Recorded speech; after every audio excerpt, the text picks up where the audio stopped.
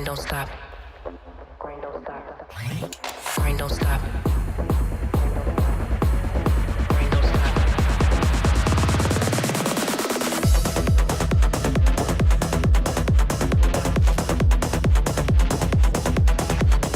Grind don't stop.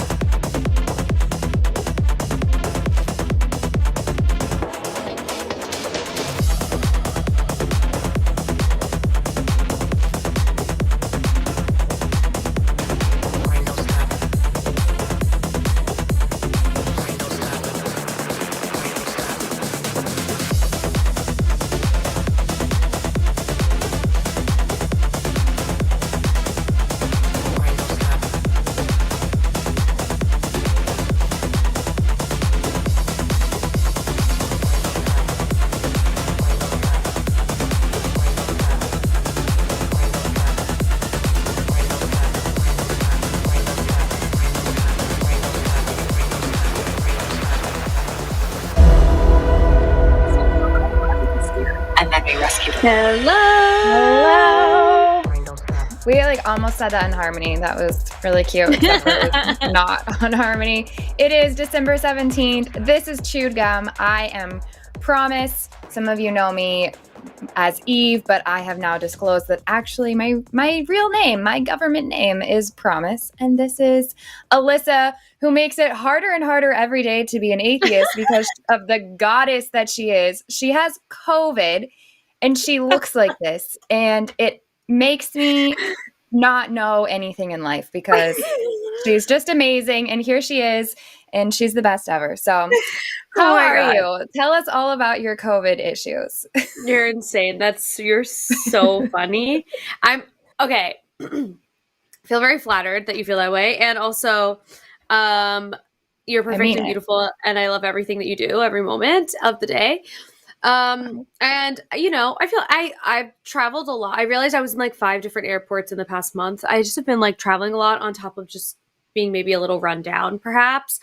So, you know, I feel good now. COVID's weird because it goes up and down. Like earlier today, my whole body hurt, and now I took some medicine like maybe an hour ago, and I feel like mostly fine. So I don't know. I'm sure tomorrow I'll wake up and feel fine, and then garbage, and then fine, and then garbage. And it'll just be the cycle we have for a couple of days.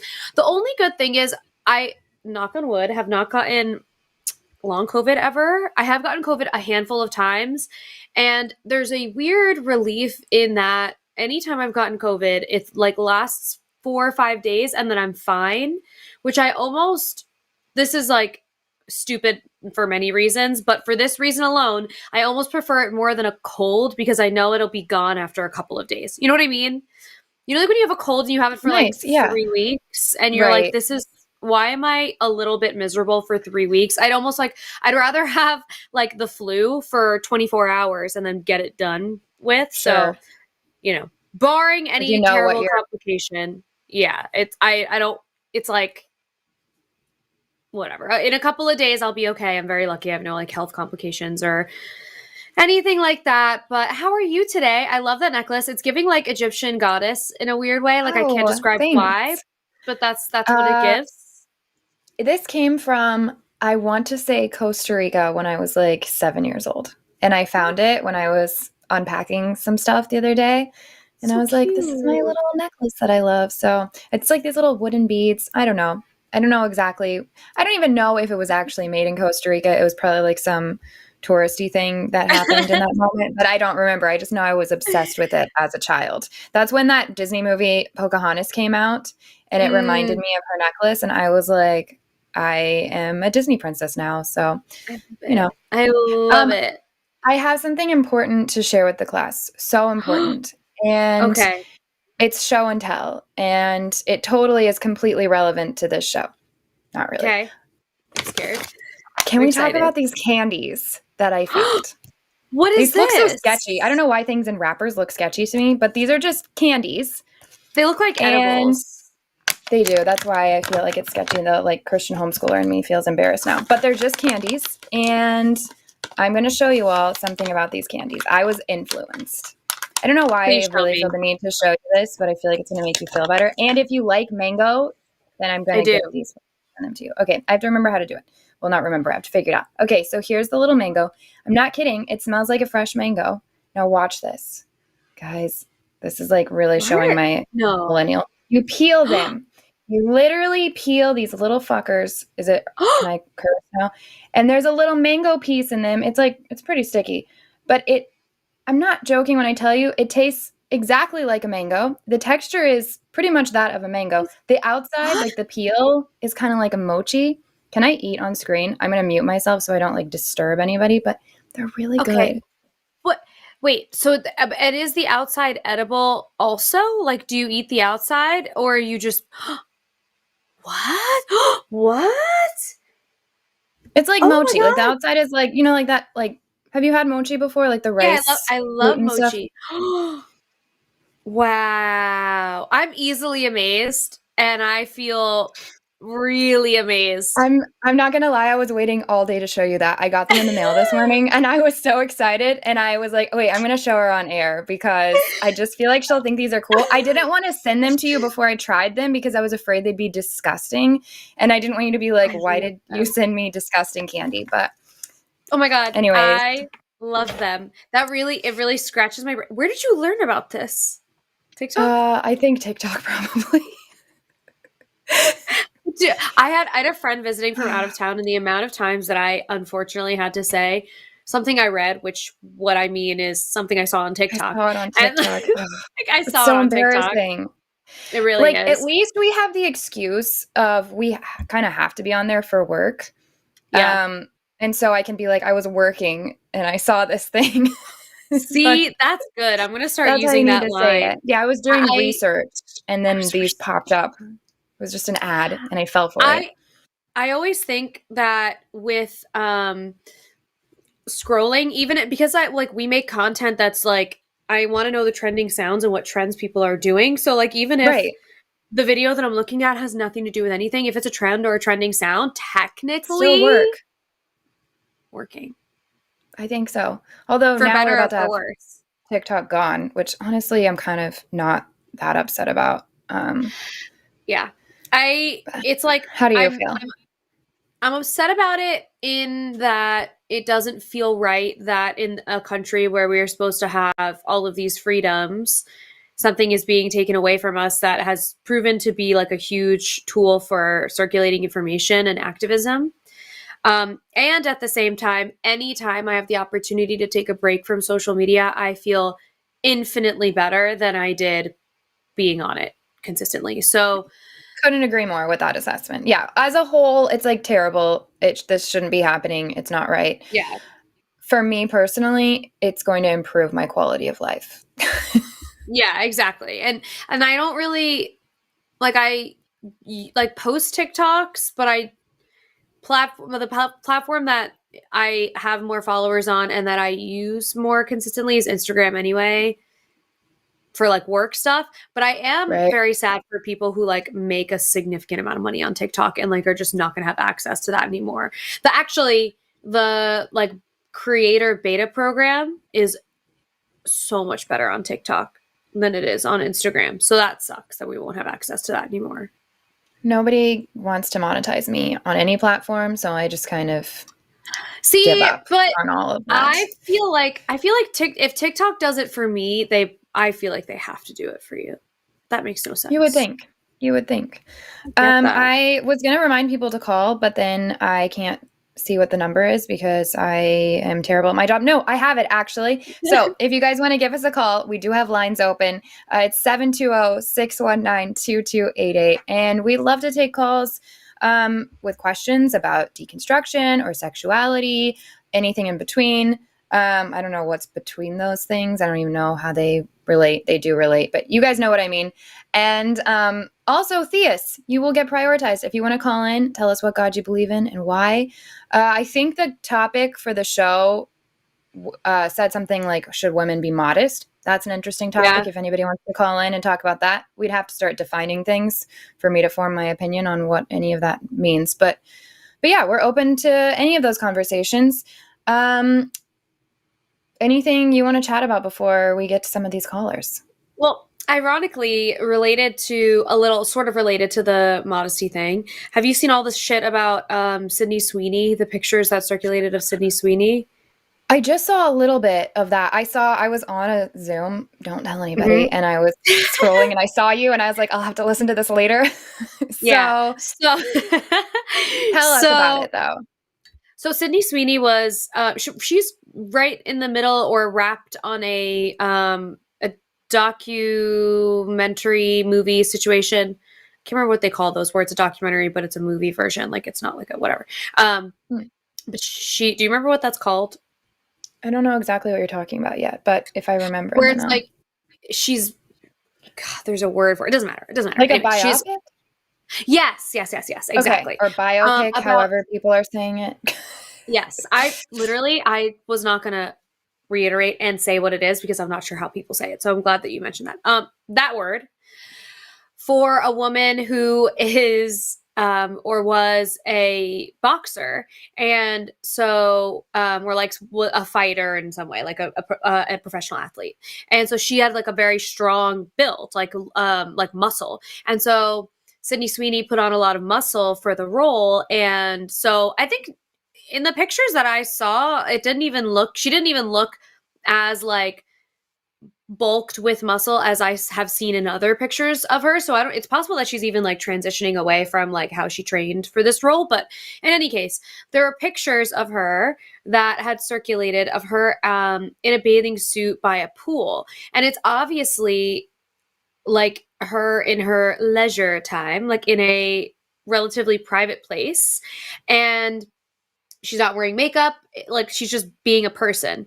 And there are so many disgusting comments about her saying that she's a catfish, saying that she fell off, like all this crazy stuff. And I'm like, she still looks incredible. Like she still looks so great. And the TikTok that I had made was about how like she's always been a person who has come to the scene with the epitome of like the male gaze body type and like physical appearance of like the perfect male gaze, like blonde, big boobs, like perfect little body, and obviously wildly talented and whatever else.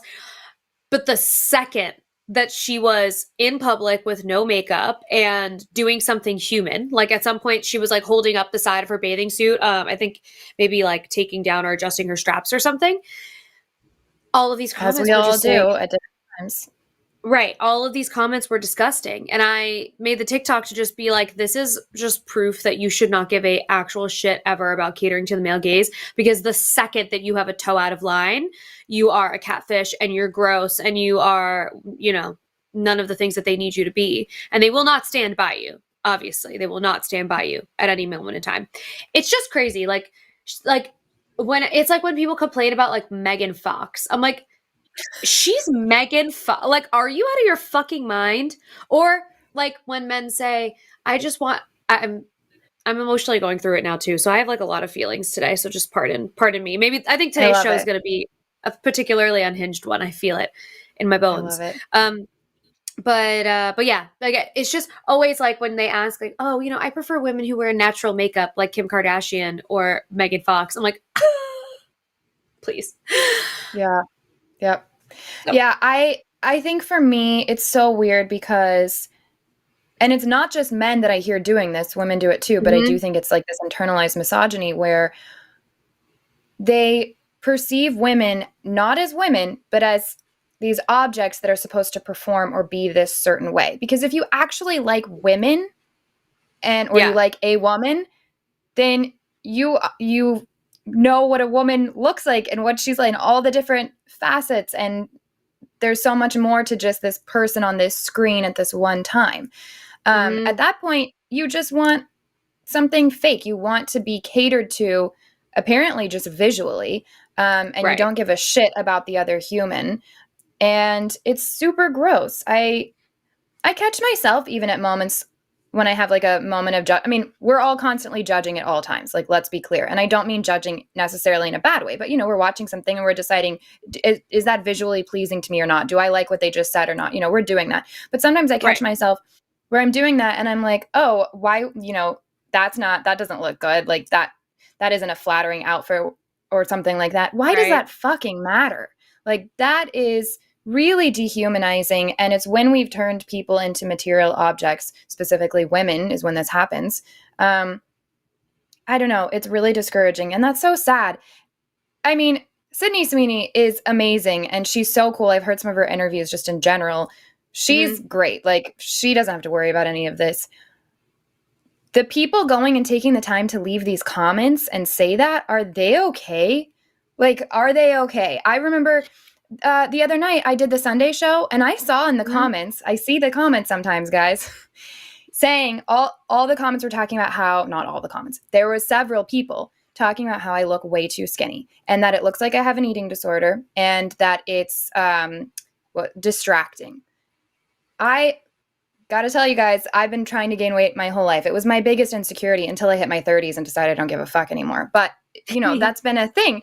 But imagine, like, if I was struggling with this, or if I was sick, or if there was some other reason behind my weight, and then there's people just, like, commenting on it. It's so bizarre. Now I look at that and I'm like, are the people saying this okay? Because what made you think that that was a valuable piece of judgment to drop out there publicly? Right. Sorry, that and was it's also a long thing.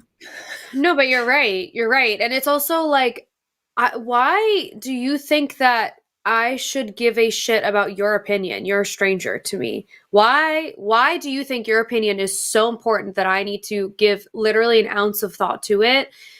And at the same time, Sydney Sweeney apparently was posting some of the comments that she was getting, and indicating that she was really hurt by them. So, like, even this person who is at the top of her game, and it's the same thing with Ariana Grande. People have so much shit to say about her body, and, like, I personally have some thoughts, but it's also, like, not my place. It is not my place. We have no idea what goes on in anybody's lives. There are people who could be so close to you and you don't know what goes on in their lives. And at the end of the day, you're not saying these things because you're genuinely concerned. You're saying these things because you want to voice your shitty opinion and have everyone else rally behind you. You want to be self-righteous. It feels like there's that these people think a certain standard of a look or whatever it may be is owed to them. Like, you are right.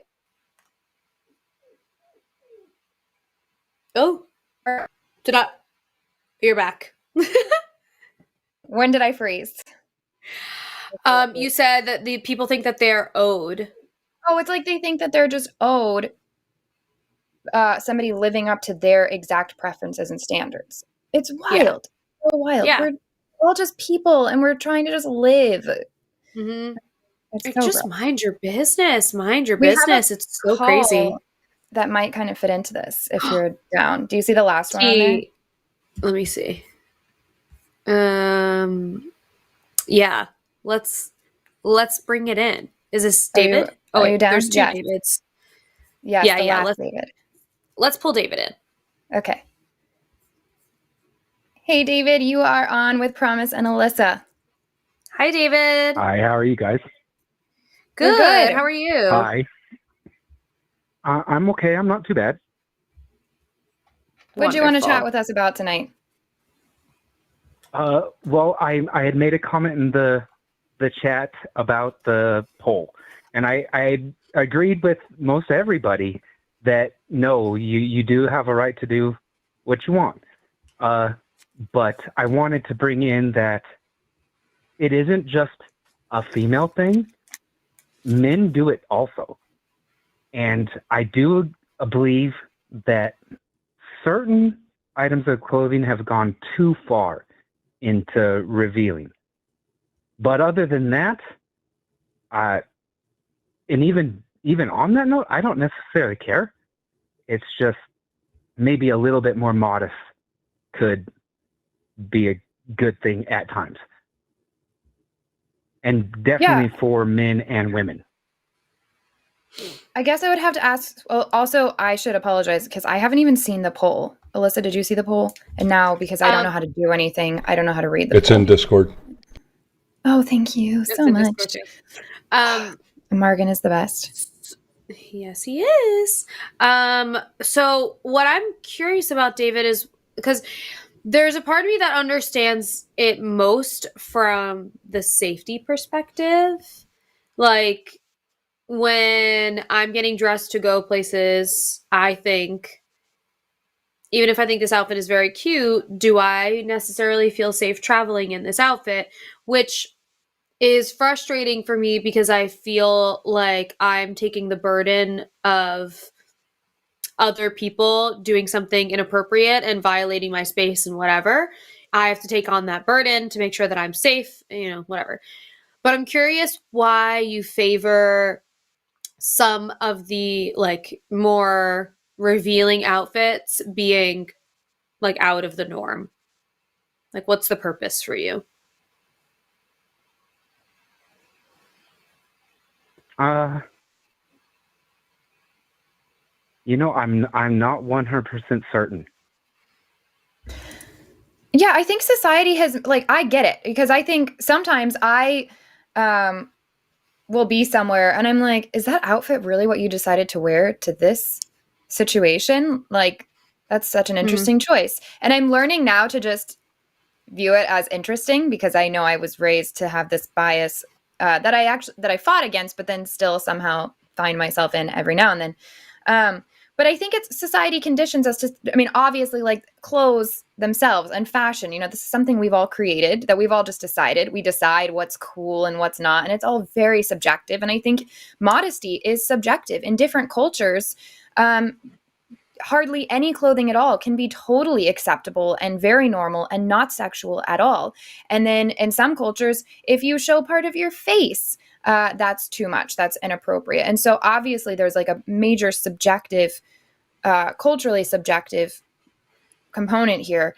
And so I think it's just interesting to me what makes different people uncomfortable, what makes some people comfortable, what makes some people just don't care in any circumstance. And some, like you're saying, maybe if you're at like a fine dining restaurant and somebody walks in a Speedo, you're going to be like, interesting choice. But it's like, what makes us think that? Why does it bother us? It's mostly just interesting to me more than something I have a strong opinion about, other than, which I think you're saying you agree with. I think people should be able to dress the way that they want, specifically when it's in their space, I also definitely.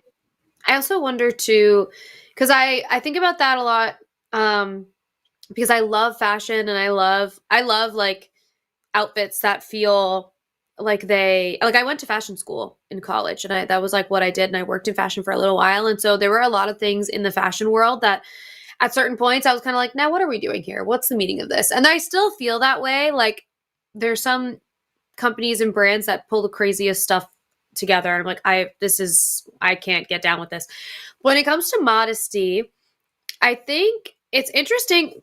There are two situations that I think it's interesting. One is when it's the summertime and I'm getting dressed to leave my house, and it's the beginning of summer, and I'm like, ugh, all of my shorts feel short and all of my shirts feel way too tight after like a whole winter of like sweaters and leggings and whatever. And then you get to the end of the summer and you're like, and so what if I'm wearing a thong bikini outside? It's 100 degrees. Like, there's something about the like weather making it feel appropriate that like creates it, like it releases some of that insecurity. But so, and then I also think part of it is tied back to sexualizing people. Like, when you see people, and I think we do it like implicitly, we're not doing it on purpose, but when we see people who are dressed in revealing outfits, I think that we are, and we get this like gut reaction of like, oh my God, like, why can I see so much of their body? It's like, there's nothing inappropriate about the human body. It's just a body. The places where we start to get that like inappropriate, shamey, icky feeling, I think, is from us feeling like there's a part of the like private part of the body that we're seeing, which feels intimate and feels, I think, sexual. And I think that's where we get that like weird ick feeling. And once I started to think of it that way and start to think like, am I implying sexuality on this person and the way that they're presenting themselves that they are actually not suggesting? Like they are just showing up in this space wearing what they want to wear. And I am the person who's putting them into a sexual situation, actually. And then when I started to think about like shift my perspective in that way, then I felt different. And it's even like, if I'm at a party, it's like a party in the winter, but the outfit that someone is wearing inside where the climate doesn't bother them is something that they could wear outside in the summertime and I wouldn't think twice about it. Am I implying sexuality on this person that showed up here wearing something that they feel fun and comfortable and like cute in? Am I the person that's doing that versus them trying to like, be sexual? I don't know. Those are my thoughts. Yeah, David, I'd be curious, what is your, like, especially, I'm very interested, you brought up that men wear stuff that's too revealing. For you, what do you consider too revealing? And I'm mostly interested in your take on men, actually, because we don't get to talk about that very often. As far as men go, I kind of feel uneasy with like Speedos because it shows too much, usually. And it probably is just me in that. Yeah. Yeah. I mean, I like the honesty there. I think that is such a big part of modesty culture is it's what the proponents of modesty culture perceive as being too much. It's where they start feeling uncomfortable. And it's an internal issue. It is not about that other person because I think somebody can be fully clothed and yet do something that is really sexy and can come off that way. And then somebody can wear something super revealing, and depending on how they're acting and how they're carrying themselves and all that, it can be significantly less sexualized than the person that was like wearing a full body thing. And so it comes down to these social standards that have made us think like, oh, this has conditioned me to feel uncomfortable now because I have an internal uncomfortability with, whatever it may be. Because for some people, like I said, they don't want ankles showing. And for some people, they grew up where like, oh, doggy, where, modesty culture was just so not a thing at all. And bodies are not sexualized to them to any degree until they're in a sexual scenario. Alyssa, what do you think about like the idea of Speedos and all of that? So similarly with Speedos, I feel sort of the same where it's like, to me, penises are not inherently sexual. It's just a part of the body. And that's not to say that I think it's appropriate because we live in the real world. You can't just like walk with your dick out. That's not really what we have going on right now. And that violates consent in many ways. But it's so tough because it's all about context, right? Like if you go to a museum and you see a painting of a naked person, that's acceptable in the context. If you go to a nude beach, you know that people there is going to be like some body parts you normally wouldn't see. If you go to a regular beach, that's where you'll see a Speedo. If you're walking around the mall, the context doesn't make sense to be wearing a Speedo. So I don't know. It's like, it's hard because then it's like, who defines what that context is and what is appropriate for each of those spaces? I don't really know.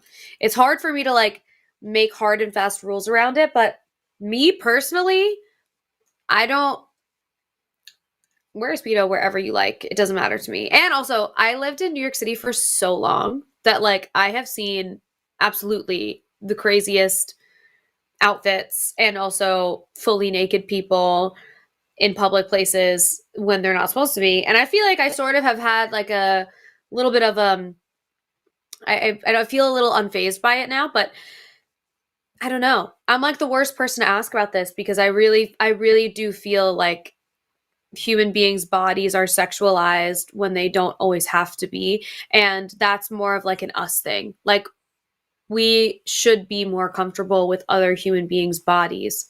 It's just a body. Like in reality, without the context of having sex with a person, a penis is just a body part. Sure. Yeah. you know? But yeah, definitely. I think it's one of those things where, like, David, you calling and having these thoughts and thinking, like, I don't actually even know why I feel this way, but I do. It's always a good thing because you're creating a conversation for the people, for you, for us, and for the people who are listening, where they might be out and about and be like, that outfit makes me really uncomfortable and I'm not really sure why. And now you've given them a mirror to, like, be like, wow, I actually don't really know why I feel that way. And I see some conversations in the chat too around people's weight being a factor in how people receive the appropriateness of their outfit. So, like, somebody who is, and actually, I have a very small experience with this because I have a very curvy bottom. And so, promise, if you were to wear a long sleeve, skin tight dress and you wore that to, like, a family event, I have a feeling that would be deemed, like, appropriate. Like, people would be like, and you look great, and you would look amazing. If I wore exactly that same outfit, I would look like I'm going to a club and it would be inappropriate. And it's just because I can't help the shape of my body. Oh, you're muted. Always muted. Yes. No, I was actually going to bring that up before you even said that because like I said, I've struggled to gain weight my whole life, but I've always had larger breasts for my size. And so some of the shirts that my friends were wearing that just looked really cute on them made me look like I'm, like, trying to put on a show that I was not trying to put on, you know? I remember, in fact, one of my, like, now I'm, like, going back to trauma land. One of my big traumas at the time when I got married the first time when I was still a child, I was 19, my dress, the way it fit me so that it would fit me everywhere else, I had some cleavage happening. And, you know, at the time that was, like, super inappropriate. And I had a lady send me an email that I woke up to the day after I got married telling me that I had caused men to lust after me at my wedding ceremony, and that reflected really poorly, and that, like, my first act as a wife was, like, something terrible that I needed to go to God about. And that was just because of, like, I wasn't trying to do anything. It was because of a body size thing. So I do think that's a big part of modesty. That's, like, a really great point, is what different, like, we can wear the exact same things and it's going to send a different message to different people for different reasons because it's such a subjective thing. And I think it's an internal issue at the end of the day. I don't know. Sorry, David, we're mostly just, like, talking at you here. Does that ring true with you, that this is mostly, like, an internal issue? Yes, 100%. Yeah, I think that's cool though, because it means that we can sit and be like, self-reflect and figure out what it is in us. It's like a cool tool to figure out maybe different things that society has made us believe that maybe we don't even necessarily actually believe ourselves. So, anyways, thank you so much, David. Thanks for calling in with that. Appreciate it. Anything else before we move on to the next caller? Awesome. Bye, guys. Bye, David. Bye. God, I hate this delay. I know. That was super interesting. And also, someone in the chat was like, Alyssa, you lost me at penises are not inherently sexual or innately sexual. I get it. No, I understand. And I mean, like, in the context of, like, wearing a Speedo does not read inherently sexual to me. Also, like, have you seen what a flaccid penis looks like? Does that feel sexual to you? Also, I feel like I'm so at a certain place on the bi spectrum that I can hardly think of penises as sexual at all most of the time. So hard, soft. There was a bachelorette party I had to go to recently, and they almost went to, like, one of those male stripper shows, and I was like, I can't do it. If I'm gonna, like, pay to watch men dance, yes, then I need them to be dressed up as women. I need them to be queens. So luckily we went to a drag show instead. It was great. I was like, I am not straight enough for this. I can't do it. We have a theist on the line. Are you? Ooh, yeah. Let's pull him in. Okay, let's talk to Gilberto. Hey there, you are on with Promise and Alyssa. How are you? Hello. I'm all right. So what do you want to talk with us about tonight?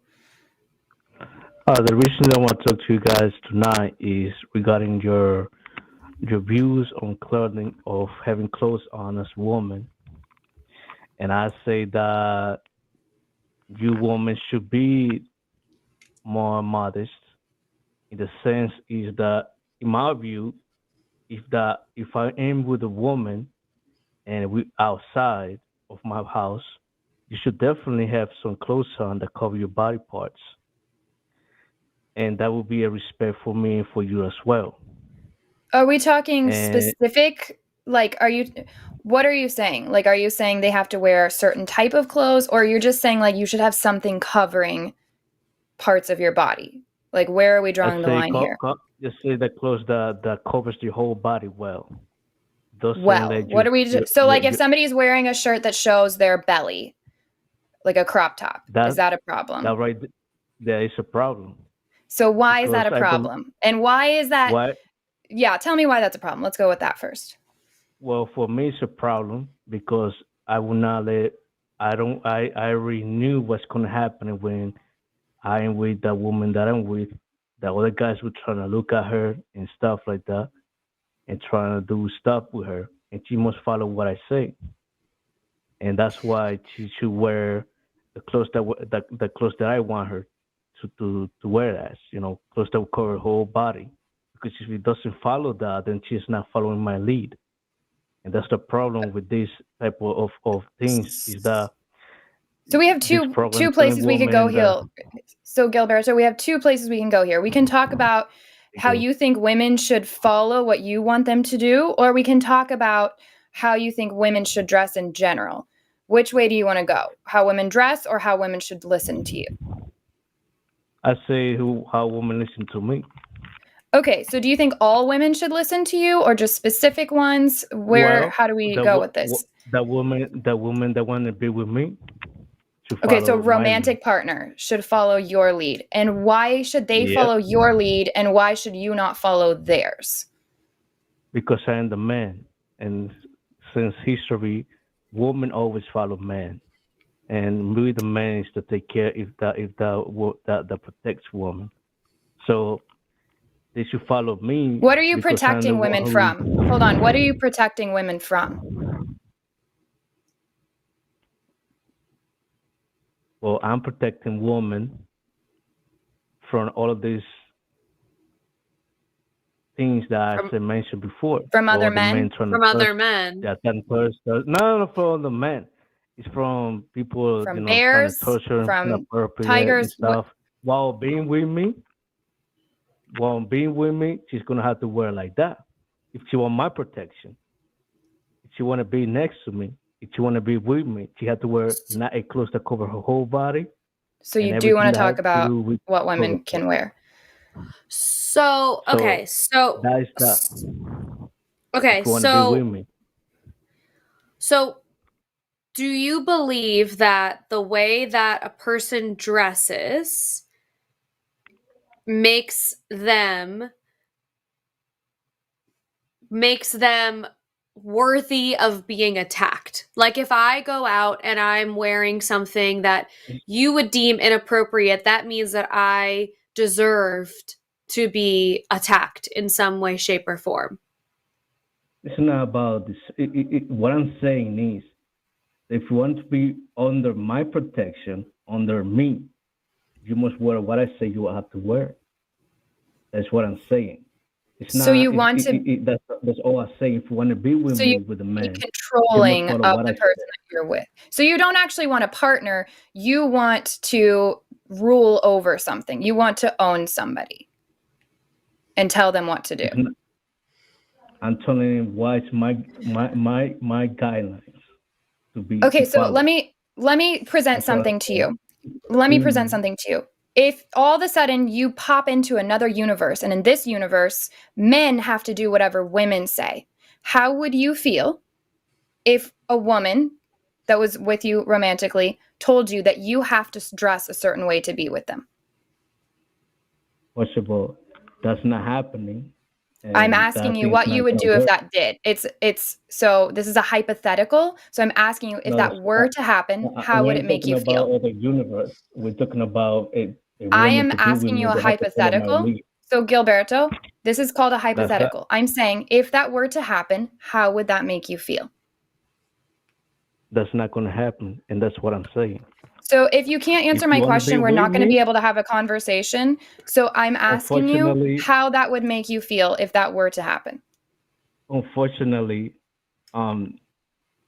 unfortunately, it's not going to work in this setting Okay, because Gilberto, I am the man. That's I the have a next different thing. question for you. Hang on a second here. Gilberto, you called the other week, didn't you? Go ahead. You called the other week, did you not?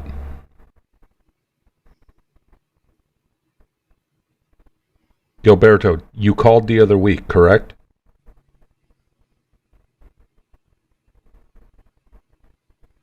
Gilberto, are you still there? Yes, You I'm need. here.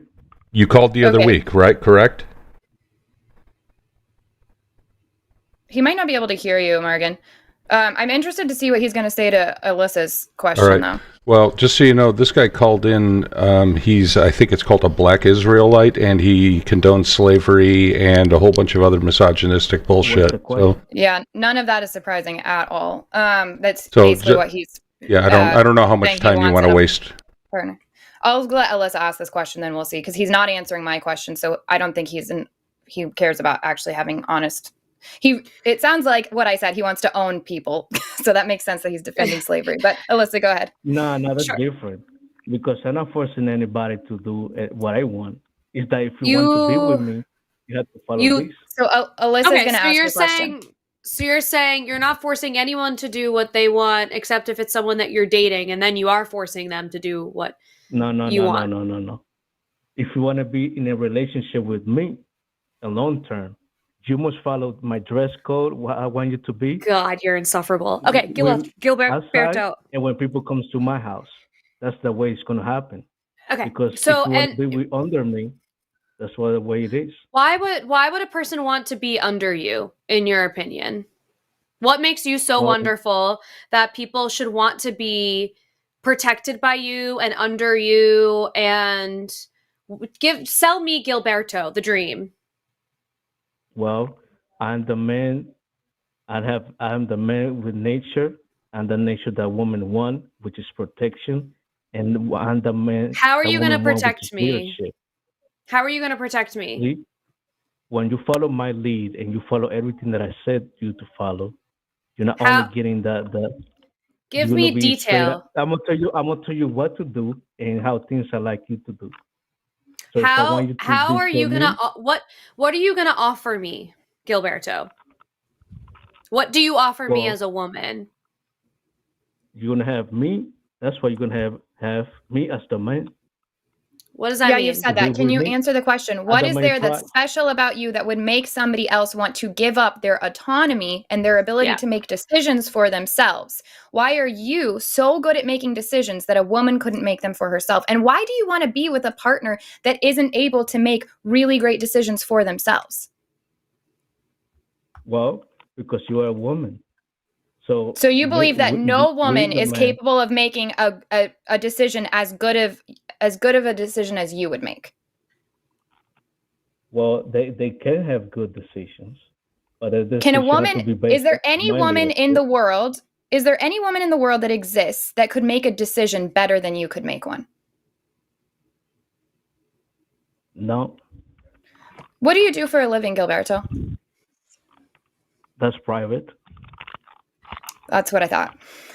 Okay. So And like I already said, want to ask you again, Gilberto, because I really want you to give me like a real answer. Like, what are you offering to the people what makes people want to date you specifically so badly that I am willing to follow your rules? I am willing to dress the way you want me to dress. I'm willing to be the person that you want me to be. Why? Why do I want to do that? What is special about you? Aside well, from I'm the man, because that means nothing. That doesn't mean anything. Tell me more than that.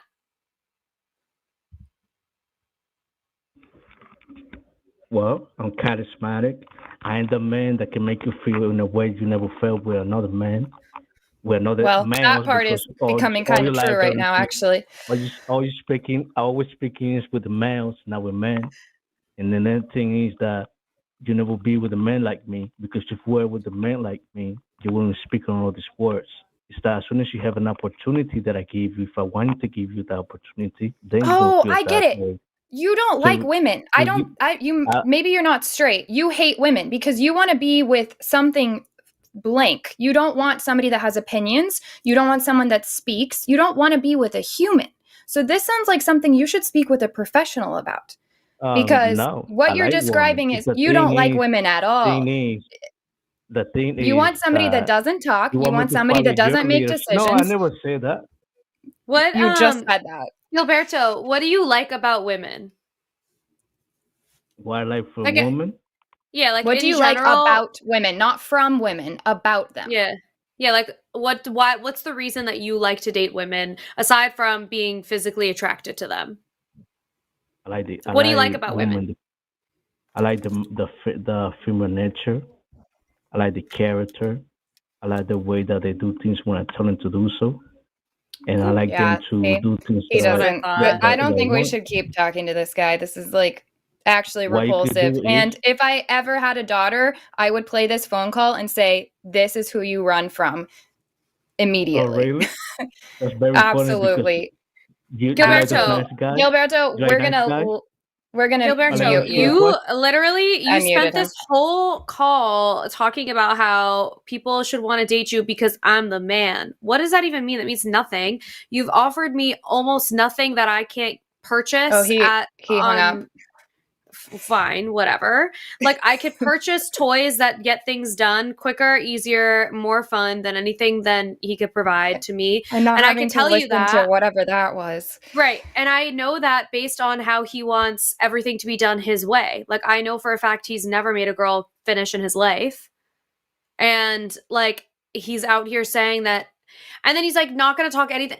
I'm asking you what you offer. And you say charisma. And Charisma on the okay. most boring phone call, other than how absurd it was. That was like, That was crazy. mm, That was crazy. wild. And also, like, Gilberto is not with us any longer, and he will never be. That's good. great. That's a good. I think we were Bye. just having fun at that point. Yeah, for sure, but for sure. I just at that that was point, I just wild. wanted to see how far we could push him. In terms of like, I wanted to see what other crazy shit he would say to us because that was Yeah, wild. he doesn't actually like women. That's the thing, and that's kind of what No. I feel like those guys that make the comments about Sydney Sweeney when she Mhm. just looks like a normal human. You don't actually like women. You like Mhm. some projection of this weird prototype thing that you've created in your brain, but you don't like women. Yeah. And did you hear him say, like, what do I like from women? No, not from. What do you Yeah. like about them? Crazy. I know. And then he also said something about like women being caring. And I'm like, that it feels like you are towing the line of just offering things that you like that women do for you For versus you. like things that you actually like about women. But I go back and I ask that question a lot. And when I ask myself that question, like, what do I like about men? What do I like about women? It's really hard for me to like say definitive things that I like that are specific to the gender. Like, Yeah, I can't do that. And I don't it's know if hard that's to answer because we're not straight or what. But yeah, I Yeah. just like people personally. And so I Yeah. love getting to know a person and like their unique life story and their Mhm. unique perspective and whatever it is that makes them them. But to me, that has nothing to do with whether Yeah. with whatever their gender is. So that was wild. I forgot about announcements earlier. On this topic, tomorrow night is the Hang Up with Matt Dillahunty, and Arden's going to be on it. And Matt mentioned this, but they're specifically going to address some of these like gender identity things that I think Richard Dawkins has been talking about. It's going to be a really interesting show. I'm going to try to watch the whole thing and be in the chat because I'm really excited for that. And then we have Takis on Thursday with Arden and Luxander. The Sunday show, which I didn't even realize, it's going to be me and Forrest. So Forrest and I will be on together. New information for you. I know. In this moment. I probably already knew this, but I was writing it down and I literally wrote down Eve and was like, oh, that's actually me. I guess that's what I'm doing on Sunday. But I always love hosting with Forrest. I feel like he and I just have so much fun on the show. He's probably the person I host with the most that I have the least interaction offline with. So we really are just like hanging out, and chatting for the first time since the last time we were hosting together. And then the After Dark show is going to be Forrest again with John Gleason. And then for next week, it's the holidays. I think we're going to have something special, but all of that is to be announced, and we'll have a better idea of what the schedule is like later on this week. So are we ready to knock some more calls out? Yes, ma'am. Is there any particular one that you are interested in? Not really. What about another David? Yeah, let's do it. Okay. Hey, David, you are on with Promise and Alyssa. How are you tonight? I'm good. How are you guys? We're good. What do you want to chat with us about? Well, I'm saying good. Cool. Alyssa has COVID, so maybe a little less than good. Yeah, all things considered, as pretty good as it can be. Yeah. Yeah. Well, separate from the question, Promise, my wife had the same comments all the time of being too thin and not being able to put on weight. And she had celiac disease. So. Oh. And she did what? Turned out she had what? She had celiac disease. Interesting. I feel like I would maybe know that. I did all the tests and all the since I was a child, because I've had this problem. That would be great if I could figure something out someday. But I think at this point, all my aunts, my dad has 6 sisters. They've all been on the slender side. I think it's probably mostly genetics at this point. Also, I'm a snacker. I just like to eat little bits all day. And I just never stop, which is why I'm sitting here with my snacks. Anyways, all that to say, I'm glad your wife figured that out. That's awesome. Yeah. So my question was, I was raised evangelical Christian. I'm 36. In the past couple years, became atheist, and I have a hard time not resenting my parents, particularly my father, for the way I was raised. And I was wondering how you navigate that, of just not having a big resentment towards your parents. Yeah, I totally get that, first of all. I don't know what your relationship with your dad is like aside from religions, because I'm sure that can play into things. So I don't want to tell you something and you feel like, oh, I shouldn't have this resentment, because I don't know the what else may have happened in your life or all of that. My dad was an amazing dad apart from religion. He had 4 daughters, and being a girl dad, I can only imagine what that's like. And he was the best ever. And so I had this great relationship with my dad, which in a way made me more resentful at first. Because when I first left and became an atheist, I went from feeling like my dad was one of my best friends and biggest supporters to now we're just on completely opposing sides. And it was really devastating. And also, I had a lot of anger and resentment at their parenting style. I mean, I wasn't allowed to cry as a baby. Spanking was totally a thing growing up. So I had a lot of resentment about that. And what helped me the most is going through therapy, learning to grieve what kind of parents I should have had, what kind of parents I deserve to have, and then looking at how they did show up and the ways that they were doing their best based off of how they were raised. I look at what my dad went through and how he was raised, and he grew up in a cult in the Amazon, a missionary cult.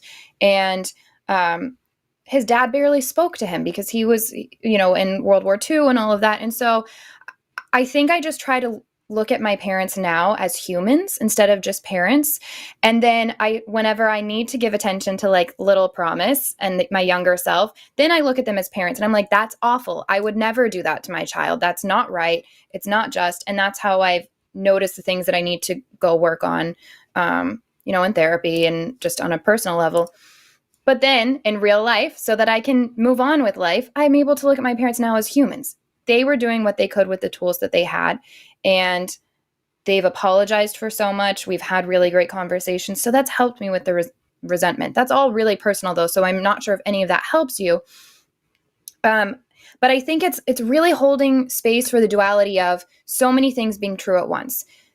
They could have done terrible things and been awful, and they gave you this false sense of reality. And then also they did this, and this that you actually love and you enjoy being around them still. So it's just holding space for all of that. But like I said, I don't know, is there anything redeeming for you in your relationship with your dad? If there's not, then it's also okay to move on. That's another option. Yeah, totally. No, I had a great, like, loving upbringing, but it's just the religious stuff, and then my dad not knowing what to do with multiple children that are no longer of the same faith he raised them to be in. Like, my sister's a Buddhist, I'm an atheist, so it's just, there's a lot of awkward tension in the family get-togethers now. Yeah, and I don't know if this rings true for you at all, but I also discovered that some of the resentment I thought I was feeling was not so much resentment as like this weird leftover responsibility to like be mad at my parents for something that ultimately I didn't need to continue. Like, it wasn't serving me to hold on to that anger. I just felt like, well, that means I'm okay with it if I don't stay like mad at them. I can stay mad, and I can stay recognizing that like my anger is justified for what I went through, and I don't have to direct it at them all the time. Like, that is what it is. It helps me move on more. I get to enjoy them more. I was just on a Zoom call with my dad today, and he was helping me with something for work, which is so cool because I'm able to put aside and kind of compartmentalize those parts of me and how they've related to my dad in different ways over the years. Yeah, no, that's helpful insight. I appreciate that. Yeah. And I also think one of the best things to prevent or to end resentment are boundaries. Like, if you're not having boundaries, then that resentment is going to keep coming up, because then you're going to feel like your unspoken boundaries are continually being stepped on. So if that's comments being made by him, or if that's you even like spending more time around people than you actually care to, whatever it is, I think examining those boundaries can really help with the resentment. That's kind of when I know that I need to like step back and deal with something internally, is when I start resenting somebody, because it's like, well, that means that I've allowed them to have a position in my life that I don't actually want to allow them to have. So what do I need to do to get back my own power? Right. Did you feel like you needed to tell him every time you were angry about something, or did you just let some things go? I felt like that when I was younger, actually. And then I took it to an extreme where I didn't want to tell them anything. And I think part of that is some of that evangelical conditioning to like, where you almost have to like confess your negative emotions to people. And now I don't feel like that's their response. Like, what I'm feeling internally, unless it's going to benefit me to talk to them about it, I don't need to let them in on that process. So oftentimes now what I do, and this is how I handle in most of my relationships, if I have a negative interaction or a negative emotion toward that person, I go sit with it. If it comes up again, then that's kind of a sign that maybe I need to have a conversation with them if I've already set boundaries and it's not being respected. But I don't think you owe that information. And that's a good thing to let go of sometimes, because it can feel like, well, I got to keep telling you that what you did was wrong. And I need to make you understand why this makes me feel the way it does. And unfortunately, most of the time we cannot actually make somebody understand why what they did made us feel the way that it did. So for me, learning how to let go of that as well, and learning how to just take care of myself, really helped me move forward without that resentment. Yeah, for sure. I actually officially told my parents I was an atheist right before Easter this year. So that was a nice little Easter present. Yeah. How did that go? Did you feel better? Like, what was their response? My mom was like very understanding and was like, I sent her a song that I felt really like said what I wanted to say better than I could, and she said it was Oh, that's beautiful, but cool. it makes her sad. Aw. And then my dad was just like, "Well, I'm praying for you." So there's always Yeah. Yeah. the Yep. whole like, Yeah, "Oh, how you doing? I'm praying for you still." right. Well, Yeah. that would make me feel resentful too if somebody kept saying that to me that knows that I don't believe anymore. So that if you notice that that's bugging you, that might be a really cool conversation to have, to be like, look, I think you really care about me. And therefore, I think it's important for you to know like that you saying this makes me feel, insert whatever you feel here. And if you and your dad have a relationship where you can have that sort of communication, then I think that he would want to tone it back and maybe come up with something else to let you know that he cares about you. Like, I gotcha. I'm just going to let you know I've been thinking about you. Because that's, Yeah. I mean, if he's praying, that's the same thing. So, sorry, Alyssa, you were going to say something. No, I agree with you. I think every piece of advice that you've given is perfect, and I think if it sounds like your parents are, maybe they don't like love the idea of you no longer being a theist. I'm sure that they don't, but them wanting to continue to have a relationship with you is a sign that they are willing to hear you out, which is awesome. And so I think just saying like, hey, I know we're still learning how to, create a new relationship that doesn't really revolve so much around faith. I would really appreciate it if we shifted some of the language. Like I know when you say that you're praying for me, it's because you love me and you care about me and you're trying to express that you think about me. And that means so much to me. And that language, it's maybe it's not meant to be like a dig, but because you're kind of sorting through the emotions of everything that you've experienced, it kind of feels like one.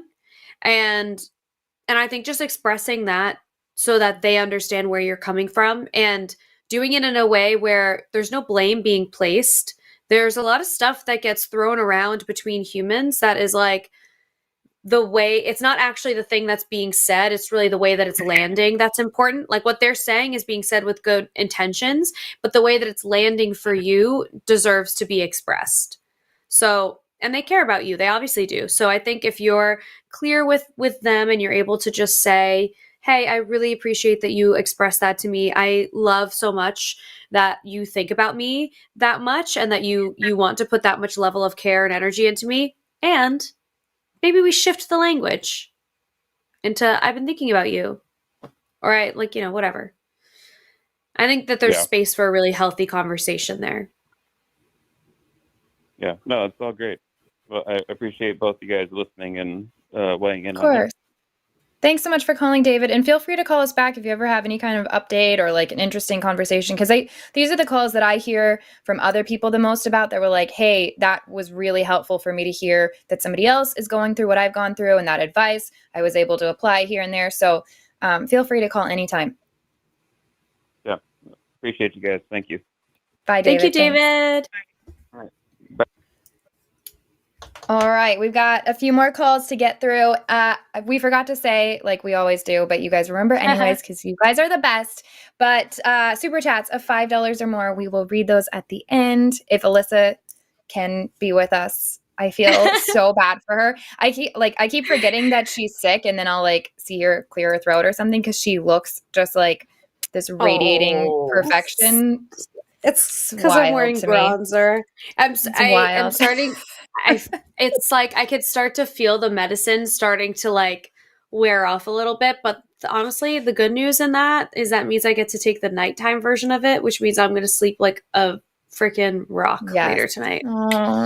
So I'll take it. It's okay. Well, let's get through these calls real quick. I don't think any of these are super long. We've got Anna. She's a theist, and I spoke with her the other day on the Sunday show, if you're down for that one. Yeah, let's take it. Cool. Hey, Anna. How are you? You are on with Promise and Alyssa. Hi, Promise and Alyssa. Thank you so much for taking Anna. my call. Of course. How are you? Anna, I spoke with you the other day, right? Yes, that's right. You awesome. and I had a absolutely lovely conversation. and you suggested I should call in here. So that's what I'm doing, and I've been listening. And when we had talked before, it was a completely different topic. So I definitely don't want to derail your show. We're all over the place here, so anything is fine. So one thing I did want to say, though, that I think is in keeping with the topic that you're on, and you started out talking about this. So you, in the show where we talked together, in the comments, I saw that comment that you mentioned, the one that remarked on your body, and I actually responded to that, and I was happy it got deleted. I was so offended by that.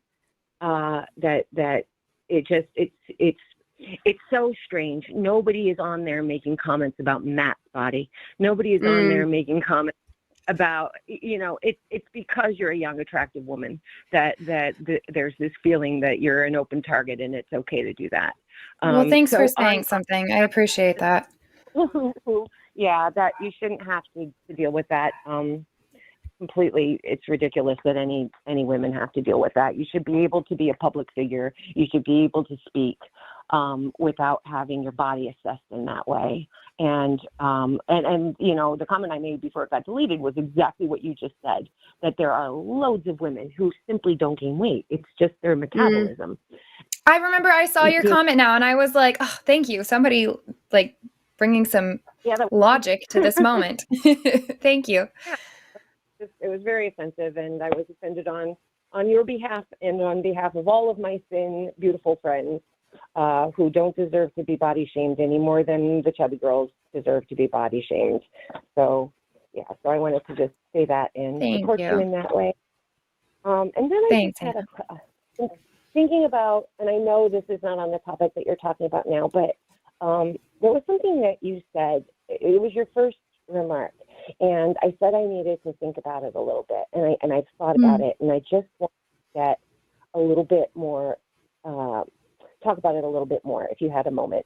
So you made a very compelling argument that we don't choose what we believe, that you are presented with the truth, you are presented with a body of evidence, of facts, and when the truth is before you and you logically see it, you can't choose to not believe it. So if you know something is a lie, for example, religion, and you know that, you logically know that, but you are choosing to believe, you really can't. So you argued that you are just, that in such a case as that, somebody is just going through the motions. They're just acting as though they're just living as though they believe because it's more comfortable, because it's just an easier way to go through life. And I thought a lot about that, and although I do agree with that, I thought about, I have a friend who constantly misuses the word magnanimous because when he was a little boy, he learned it the wrong way. He got it in his head that it had a completely different definition, and he cannot get past that. So he will say things like, "Look at the magnanimous mountains," when he means magnificent or that's cute. That's cute. Yeah, and I wonder if belief is not a little bit like that. Like your thought systems get trained, your feelings get trained. It becomes like a pattern in the mind, and it's not so easily dispelled by logic, which is kind of the argument that I'm making, that I think in dealing with religion and dealing with the question of atheism, there are those who will not be brought to atheism through logic, because I know the logic. I know I read the books, and that's a thing I'm grappling with. So I just wanted to get your thoughts on that. Yeah, I mean, to put it really bluntly, and I don't mean this as rude as it's going to sound, but okay. I would call that denial. I would just say that that's a denial of reality. And I don't know. I can't thought police. I can't. I don't know what's in somebody's brain, so I can't figure out if somebody truly believes something or not. I have to go based off of what they say. But if someone tells me, like, I don't really believe there's a God, but I have to keep going with all of this because I just need something. To me, that's still not belief.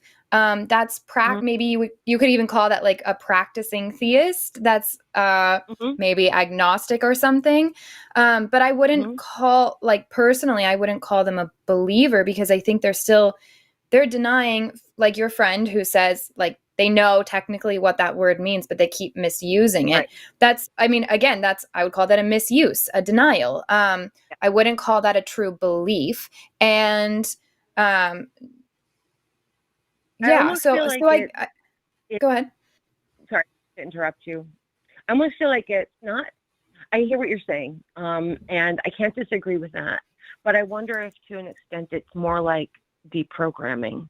Like our minds are programmed in a certain way, and it's hard to shake that path when you're on it, because your mind just tends to revert to a pattern that it's been trained to. You know, and to get away from that is so hard, and it's so uncomfortable, you know, and so you have to constantly bringing yourself back, you know, and it's just a hard thing to shake. And then you wonder, well, maybe I'm being drawn to this for a reason, because irrational thoughts lead to more irrational thoughts. So maybe I shouldn't be questioning this. So anyway, I just wanted to, you know, in the idea that we cannot choose what we believe. I don't know about that, because I think if I could make my life easier by choosing something that was simpler to believe, I would. You know, I would, if I could just. You know. I want Alyssa to chime in. I have. Oh, do you mind if I put this one little thing before I forget it? Yeah. Just to give you an example of that, I grew up being taught that Santa Claus wasn't real. I wasn't allowed to believe in Santa. I believed that I was being lied to. Because I'd hear my friends' stories, and I was like, no, he is real. They've told me these stories, and I've thought I heard something on the roof before, and he's real. He's just not coming to our house. He just doesn't like us for whatever reason. And so I deeply believed, because I couldn't choose, like, even though I was told not to, I couldn't choose not to. I really was convinced. So to me, that helps me look at something and be like, am I really convinced? Am I not? And being convinced, truly believing in something, is really different than acting out that belief, you know? Sorry, I interrupted Alyssa. That was my example for that. Okay, good point. Yeah, Anna, first of all, I love the way that you're having these conversations. Like I didn't get to hear when you called the first time, and you're just such a delight to talk to. And so I'm glad that you called in on this show too. That's why I told her to call back when you were here. I knew you would like her. Yeah, you're so awesome. Thank you for being so welcoming. No, of course. And you're also a great example of, like, we want to have these conversations even when we don't see, like, especially when we don't see completely eye to eye, because it's just interesting to have them. But I struggle a lot with, not struggle, but I think a lot about faith, because my parents are religious, and they have this very unshaking faith. And so it doesn't really, and I have no interest in undoing that for them. Like, if that works for them, it's not my business to undo that. And so many times when we have these conversations with people who are theists, and it sort of like boils down and into, like, why do you believe that? Why do you believe that? Until we kind of get down into this little funnel. And at the very bottom of it, many times it comes down to, well, I just have faith that this is the truth. And so in that way, I think that's where that moment of, like, okay, I guess this is sort of the deprogramming moment. And many people who are deciding to leave their faith do refer to it as deprogramming, and dismantling that whole process, because so much of it informs many aspects and facets of the way that you view all of life. And so sometimes I also think, when I think about the way that religion was created and how it served its purpose for so many years, when we didn't have better answers for things, when we didn't have an answer for how the earth was created, it made sense to tell people this magnificent story of 7 days and 7 nights, and this omnipresent being that created everything. And that created a solve. That was like, okay, great, we have a story. And now as human beings, we love a story, and we love a resolution, and we love a reason. And so even when people are passing away, it feels good to say, I know that they're going to a better place. I know that they are being taken care of, that my grandparents are with each other, and that makes us feel really good. And so it's harder to dismantle that and say, actually, maybe that's not the truth. And maybe none of that is the truth. It's way harder to maybe look at the truth for in that circumstance. And so I understand why many times when people are going through this questioning process and they get to these moments and they think, God, I don't want to accept that that's the truth, and go into that space of it is infinitely easier to just believe that in that specific circumstance, it is infinitely easier to believe that heaven exists and that all of my relatives and people that I love and cared for are still together and are still, enjoying some kind of life and sentience elsewhere. So, I don't know. It's tough because when it comes down to, I see the facts and I can't accept that that's the truth. I understand that because it is comforting and easier in some circumstances to accept where faith takes your hand to guide you through the rest. And at the end of the day, like, I have no personal vested interest, and I don't think Promise does either, in undoing faith for people who find that it benefits them.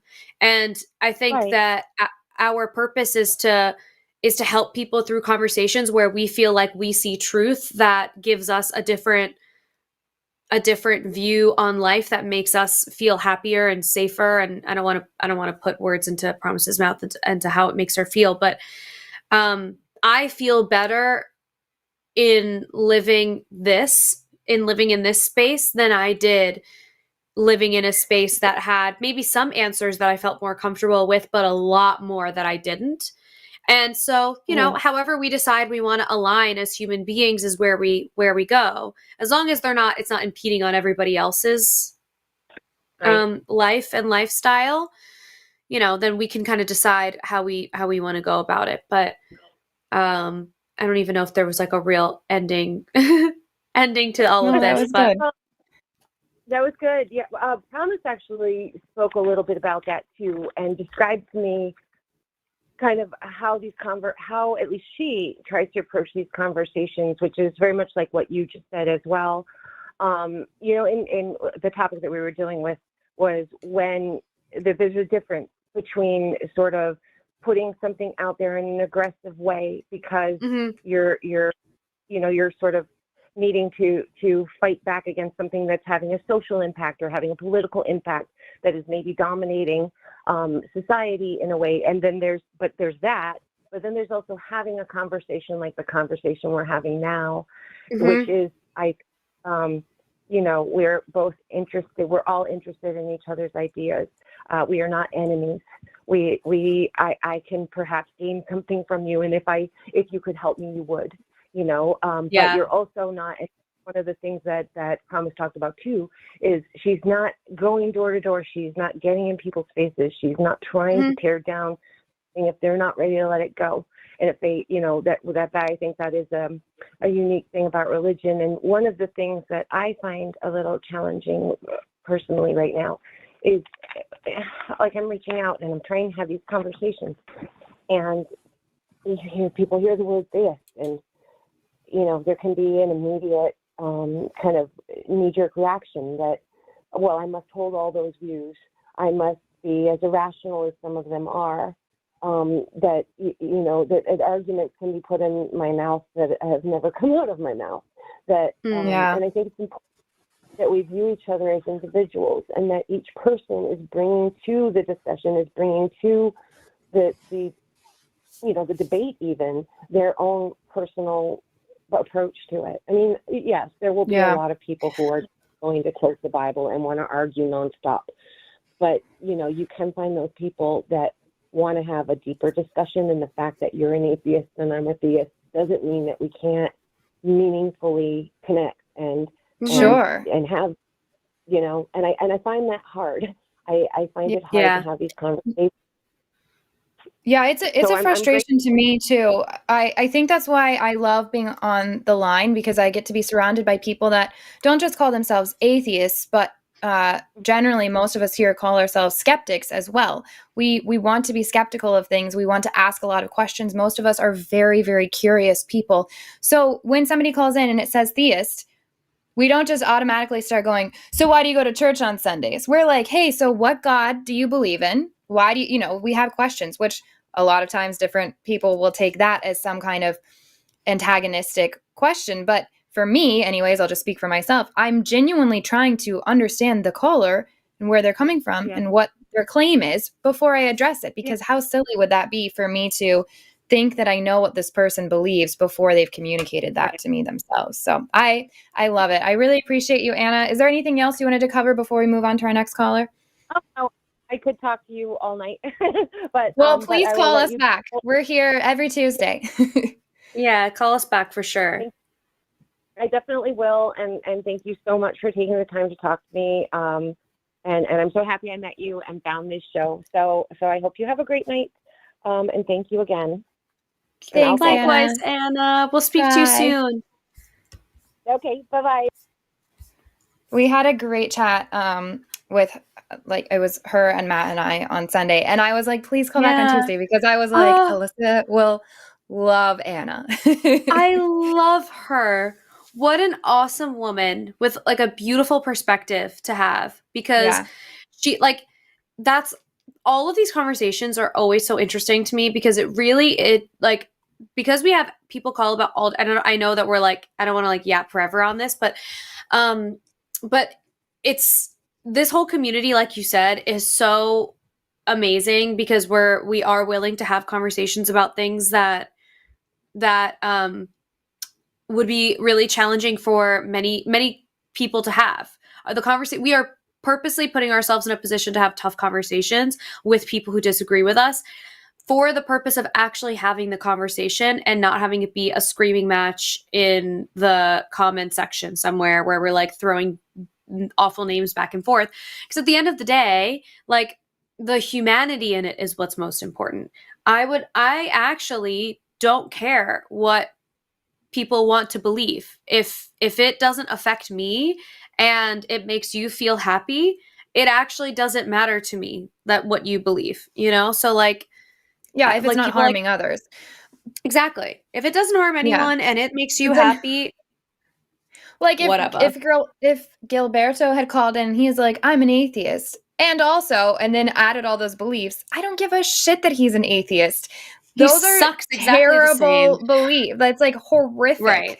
Regardless. So I think that shows like I always say this, it comes back to what are some shared values and some connecting points that we have. And I remember when we first started the show, and we had this one guy that would call sometime, and he was a theist, but he was, and he had some remember he would call and say like some really patriarchal views and defensive, but we had some great phone calls because we were able, he was able to have that moment of empathy. I think I asked him the same question I asked Gilberto, basically like, if the role was reversed, how would you feel? Instead of being a coward like Gilberto, he actually answered the question. He was like, well, I wouldn't like that very much at all. I love that when we can have conversations with people that hold wildly different beliefs, but then are able to find their like source of humanity internally to connect with us on. It goes for it ends up being a really great conversation. Yeah. And last thing real quick, and then we'll take the rest of our calls. And it also, most of us have people that we know and love that are very close to us who are theists. So we are capable of having close relationships, loving relationships with people who are theists. And it's not weird. And it's not like, sometimes it's tough, but it's day to day. It's not. So like, we are fully capable of having those conversations all the time. So that's why it pisses me off when people call and they're like, you just don't like when people disagree with you. And it's like, that's absolutely not true. Right. Absolutely not true. I don't like when people call and act like a dickwad, for sure. Then we're going to mute you or hang up. Right. If you call and you are a delight, like Anna is, or the way that we are able to find space for people in our personal lives, then by all means, I will be on the phone with you all day long if I have the opportunity, Yep. Totally agree. Let's get through these last few callers and then we'll get to super chats. We've got Rob in Spain. Hey, Rob, how are you? You are on with Promise and Alyssa. Hi, Rob. Hi, Promise. Hi, Alyssa. Nice to speak to you. Thanks for calling. What do you want to talk to us about? Forgive me if I call you Eve, because I'm so used to your Eve name. All good. So, That's going to keep happening. I'm totally used to it. So, yeah, I mean, the topic I put in was that I struggle to suppress my misogyny, I think I put, or something like that. After listening to Gilberto, I think I'm not so bad. But, yeah, so when I'm speaking with women, my voice changes, the way I am changes. I get more fluffy and like the way it's hard to describe, but it's very different to when I'm speaking to men. And I grew up in a household and a traditional sort of man is the provider, woman is the homemaker kind of environment. And I'm aware that I'm doing it, but only after I do it, and I don't know. That's already a great start. Problem. Yeah.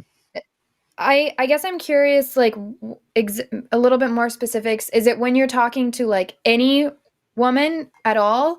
Or is it just like maybe women that you would be interested in a romantic relationship with, or women that you're attracted to? Or is this like if you're talking to any woman at all, you notice these changes? Good question. I think it's anyone. I mean, it's not just people I'm attracted to. If I'm in a bar here in Spain, it's all table service. I'm in a bar. I sit down for a drink. If it's a female waitress that comes out, I don't think it matters if I'm attracted or not. But I'll always be more light and friendly and sort of not myself. Well, I guess I am a friendly guy, so that sounds bad. But not, like, if it's a guy that comes out, I'll be more direct and more just I order what I want and whatever. And if it's a woman, I'm more like I'm not treating her like she's just a regular person, like I don't know. Is that how it comes across? If you get people speaking to you like that, does it come Rob, across? It's interesting. It's interesting because it sounds like if like the way that you're describing your behaviors, it almost sounds like I would prefer that you change the way you relate to men than the way that you relate to women. Like, it's interesting. You're like, when I talk to, and I'm going to make a joke out of this. I know this isn't actually what you said, but you're like, when I talk to women, I'm like super friendly and really nice. And when I talk to men, I'm just an asshole to them. And I don't really know, it's like, and so I wonder if there is some thinking that you can do around how you show up around the men in your life too. And it all sort of is part of the same system, right? Like if you are finding that you are having an easier time wanting to have some vulnerability and softness and connection around women, that's great. And I don't really want to discourage you from doing that as long as it's being done in like a genuine, like with genuine intentions. I wonder. Go ahead. Yeah, to me, this sounds more like a cultural thing. Like, is it because you're closer to the men you're interacting with?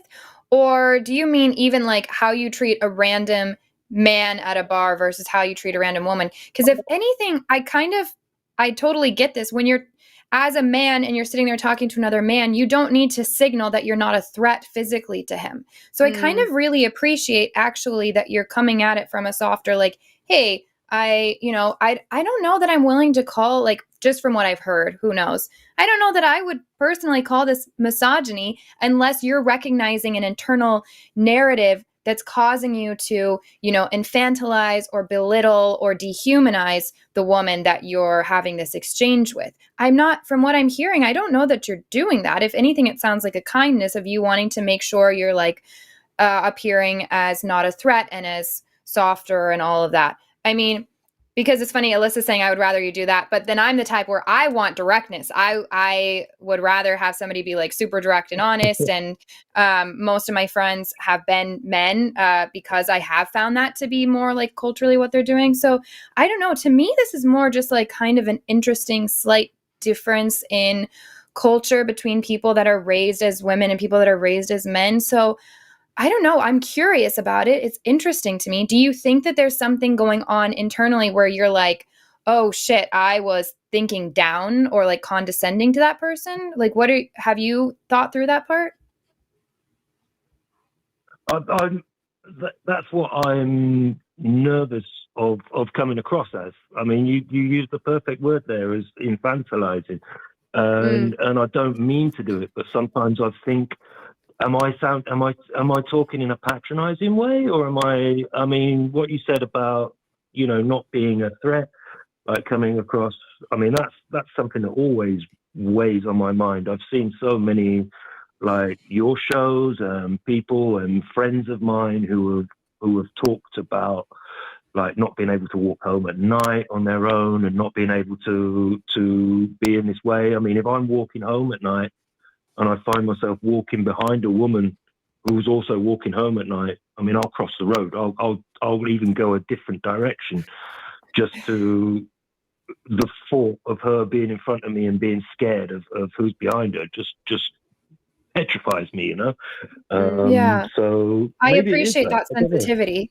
Yeah, I'm not, unless you are sitting there thinking, oh, this dumb woman, I need to like I need to say things like a baby to talk to her. I just don't think that this is misogyny. I appreciate your sensitivity, and I love that you're like wanting to even look at that. That already shows that you're light years ahead of so many men that we have conversations with.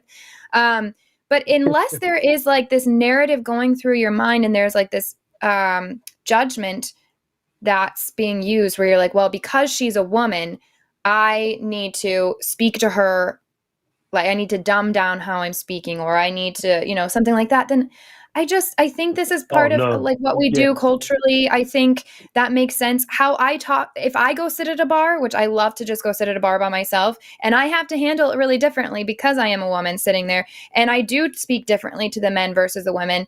And that has nothing to do with anything other than like the vibes and how I feel. Like if I feel safe having a conversation one way or another, and what I'm going to present myself as, and how I don't know if that's making sense, but. No, well, that's it. That's what always comes like into my mind. I mean, I can't imagine what it's like for you, Promise, to if you're sitting on your own at a bar. I mean, you've got to have your guard up completely with any guy that even stands next to you and orders a drink and doesn't even speak to you. I mean, I guess the thought, if he turns around and looks at you and starts speaking, I mean, does it automatically, like, I don't know. I just don't know what it's like to be a woman, I guess, you know what I mean? So it must be constant, like, is he just a nice guy? What's his intentions? Like, is he just speaking to me because he's a nice? I mean, do you have a sort of radar for that stuff?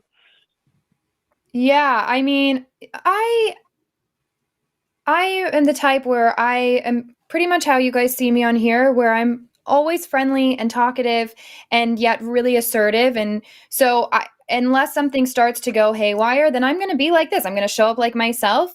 I'm not going to like,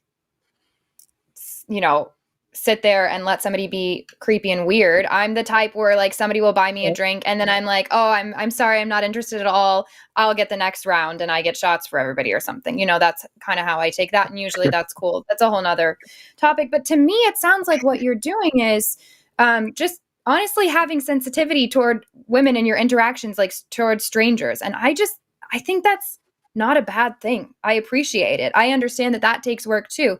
I understand that it must be really frustrating that because of the behavior of other men, you now have to cross a street to ensure that a woman doesn't feel like she's in a life or death situation. But I really appreciate you doing that, because I think I think the effort it takes you to do that, the reward is much higher for the potential threat that the woman might be feeling. So yeah, I don't know. That's my final thoughts on that. I mean, Alyssa? it's Yeah, I think if you are in those moments and you like check in and ask yourself, when I act this way, my intention is to show up this, and this way. And my intention is that the person on the receiving end feels that I am this, and this. And if the words that you're using to describe yourself are not, you know, words that would indicate that you are looking down upon the person, I think you're doing okay. I agree with Promise. I think that you're just trying to be sensitive and maybe like over rotating out of concern that that you're looking down, like really misogyny is you're looking down on women as lesser than you, which is not what you're doing. You're trying to treat a group of people differently so that they feel safer and more supported, because that is a concern. A valid concern. So I think that your the way that you are describing your behavior sounds totally fine to me. But it's also great that you're taking a moment to step back and be like, just taking stock. Am I doing this because what's driving the behavior here? That puts you leagues ahead of so many other people, because you want to be able to be self-aware. So I think you're doing great. Well, thanks. This was really reassuring. It really was. Thanks. And Good, Rob, I'm I so think glad. another thing that I'm starting to tell the men in my life is, what have other women in your life said to you? So if a woman has brought this up and said, specifically if you've had multiple women say, I feel like you're speaking to me so differently than you talk to anybody else and it makes me feel condescending. Well, then, yeah, there's something to look at. But if you're not consistently getting that feedback, then from what I've heard, I really appreciate what you're doing. So thank you so much for calling in, Rob. This was a cool conversation. Okay. Well, thanks. That really reassured me. Yeah. Have a great one. Thank you, Rob. Bye-bye. Love it. Love to hear it. Yeah, that was a cool call. Yes, I agree. We've got one last caller, and then we'll get to our super chats. How are you feeling? Are you down for one last call? Or do you want to go straight? Do it. Okay. No, this might be the I last want to. one. Yeah, I'm curious about this one too. I feel like this one is up your alley. Mm-hmm. Hey, Shane, how are you? You are on with Promise and Alyssa. I'm great. How are you? We're good. What's your question tonight? Good. Okay, this is a strange one. I'm glad I called the dating show. I just have a question Always about the dating show. I know. I'm at that point where I've been married a couple of times, and long story. But as far as dating apps go, I know you hear a lot of horror stories about those. I'm also a bartender, so I get to witness a lot of first dates. And I'm just wondering if, from your perspective, or if women are just as disenchanted as I am about dating apps. And it seems like while we're kind of ostensibly so connected via the internet, like we also can feel so alone, and it feels like such a crapshoot in terms of and so dehumanizing to left swipe people constantly. And I just have a visceral disgust for dating apps, but I know I should probably do it because it's hard to meet someone at the gym or at the at the grocery store. So Alyssa should take. Yeah. No, it's a great question. Alyssa should take this entire call because I'm the last person to ask. I have spent 24 hours in my life on a dating app, and I met my husband. So 24 hours. Yeah, that's the only time I've ever been on an app. I was going through a divorce. I was crying to my bartender about it that I was friends with, and he was like, now you can try online dating for the first time. I sat there with these 20-year-old boys that made my Hinge profile for me, and a month later, came back to the city where I had been when that happened, went on my first date with my husband, and now we're married. So I'm the worst person to ask that. Alyssa, take over. So I have mixed feelings about dating apps because part of me loves them because you have access to people that you might not have had access to without them. And if you are using a dating app for the purpose of bringing the options of the public into the palm of your hand, that's great. However, people don't always represent themselves accurately on dating apps. And I don't mean physically. I think even like when you're looking at a dating app, a person can look really great on paper, and then you meet them in real life and you're like, this guy sucks. And we've all been there. Right. And vice versa. Like I have said many times, most of the people that I have met in real life and dated, if I had met them on a dating app, they would not have been profiles I would have swiped right on. Like I would have found something in there, I'm sure, that that I would have been like, meh, probably not. But then I met them and they're so wonderful. And it's just the way that they maybe might have represented themselves differently than I see them. So that's one of the things that's very challenging about dating apps. And I think for people who are on them, it's always worth stretching a little bit what you are looking for on a dating app, because people will represent themselves the way that they see themselves, but we don't always see ourselves super accurately. So that's important. But I also think that we are moving. I can't tell you, I hear this every single day that the dating apps suck and they're awful and I don't want to be on them anymore. And unfortunately, the answer is we're going to have to start going out, Shane. We're going to have to start getting hobbies again. And we're going to have to start finding our third places, you know? And this is going to be an ongoing challenge for the dating generations now, because people are really not liking dating apps. And I've had conversations with people before about maybe let's find a new hobby. As adults, we lose our hobbies. Like, have you ever been on a date before? And they're like, so what do you do for fun? And you're like, what the fuck do you? I go to work, I come home, I watch Netflix, I go to sleep. That's what I do for fun. I get through the day. That's what I do. But really, the point is that we miss out on hobbies as we get older because we start to like have them fall off. And so if there's an opportunity to start a new hobby, then that's a great way to make to find people and make friends in new communities, and maybe they have other people that you can find and date and whatever. That can be really helpful. And it also is just, it's a good thing for you as like an adult to just start having hobbies. But I don't know. I don't know. I have a lot of thoughts on dating apps, and they feel very scattered because I think we are not great at accepting people coming up to us in person anymore. And that's tough. Right. Yeah. And a lot of my hobbies tend to be solitary things like the gym, running, dogs, motorcycles, things that I tend to do largely on my own. You know, I'm around people at my job all the time. I tend to be kind of more solitary on my time off. So that makes it a little tougher too, and working odd hours. Yeah. And I think something else. Everybody has their own challenges. Mm-hmm. I think something else to take into account. Bartenders used to be, by the way, like when I was in college, my kryptonite, because I was like very attracted to work ethic, and the only fucking person who's working when you're out is the bartender. Right. Yeah. That'll do it. So I loved that. I think it's also important to keep in mind, like, what is your kind of dating goal if you have one? Are you looking for like a long-term partner? Are you just like wanting to get out and go have some fun dates? Are you just wanting to hook up? Are you wanting something like short-term fun on the weekends? You know, I think that's another important thing, because I know different apps are better for different things and kind of let you specify that stuff if you're going through the apps.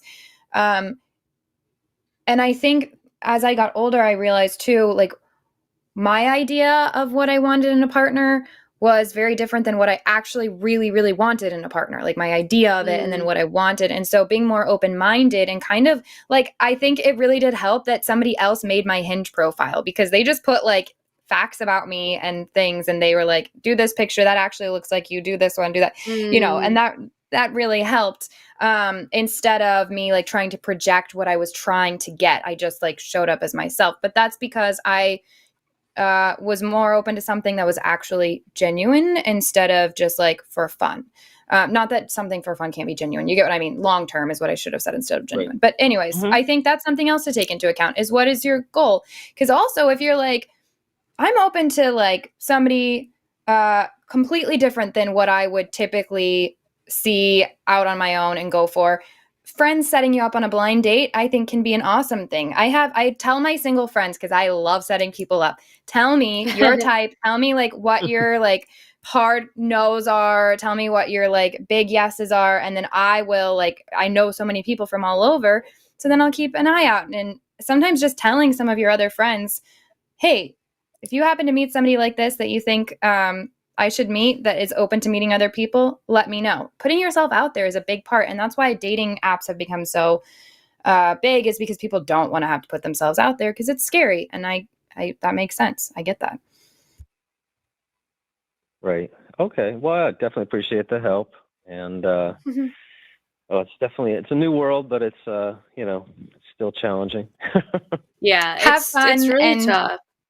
Have fun and treat people well, and I think you'll have a good time. Yeah, I think like I always used to, when I was on dating apps and kind of like dating more casually, I guess, I always looked at it as, at least I get to like go out and get drinks with someone who's new. I get to come home. Worst case scenario, 9 times out of 10, it's a story that I get to tell my friends. And I was just talking to a friend of mine who is actually getting divorced, and we were laughing at how before she and her husband separated, whenever we would have phone calls and we would just be like, hey, so like, what's up? Like, what's new? She'd just be like, no, I mean, nothing really. Everything's all the same. And there's like so much beauty in that like consistency and peace and, whatever. And now when I call her, it's like, strap in, 45 minutes. We're on a roller coaster. There's stories that are going to happen. And there's a part of that's really exciting. And so having a good perspective about it, continuing to put yourself out there and be sort of light and easy about it to the best of your ability, I think will be helpful. And taking dating apps as being the opportunity to bring the outside into your hand versus being super meticulous, I think, about everything that you see. Because I'm sure if you had to really reflect on people that you have met in real life and you thought about the way that they would build their own profiles, would you have said yes to them? Like, I don't know. So just be open, be flexible, and going out on dates means meeting new people, and that's always a good time. Worst case scenario, you have a shit date and you go home and then you call your friends and you have a silly story to tell. And now you know what not to look for. Yeah. Okay. No, I appreciate it. I probably take it too seriously, so that's probably great advice, but definitely appreciate the help and respect both of you. Thanks so much, Shane. Call us back if you get any exciting stories. We want to hear about it. Oh my God. All right, will do. Yes. Thanks so much. All right. Good luck. Have a great night. Bye, Shane. Okay. Bye. I mean, aside from Gilberto, the guy who actually just wants to own women as like weird robot things, we had some amazing calls. We did.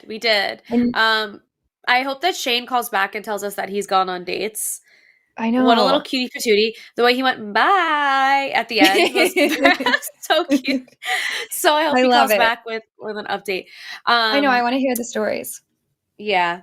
Everyone was awesome today, and you guys all put me in such a great mood, and I was so crabby earlier.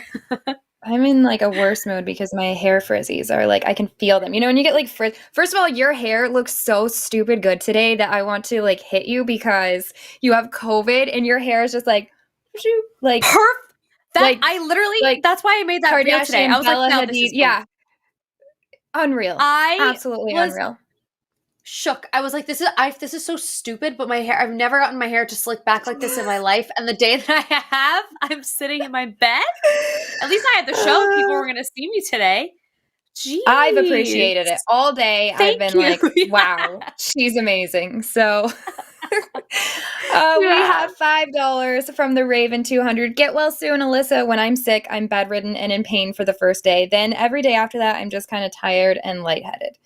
She's a trooper, you guys. She's just like here hanging out with all of us weirdos, which is so. Sorry to call you guys weirdos, but I called myself one too. So there's nothing else I would rather do. $5 from Alishana Silverbaum, here for the calls, obs, but mostly to parasocially experience Promise and Alyssa's friendship. I love you both. Did you see I posted on my Instagram? I was like, I'm hanging out with Alyssa tonight. I guess you guys are invited too. Sorry that's what this show is, but Literally. I still remember when Jimmy called me. I remember where I was. I was at a beach. I was at the beach house. In fact, I think Matt and Arden were there. Maybe that was the year before. Anyways, I was there. Jimmy's like, listen, I have this idea. And he's like, you have to trust me, but you're going to be in love with each other. And I was like, okay, I trust you. And here we are. So here we are. $5. Is this one me?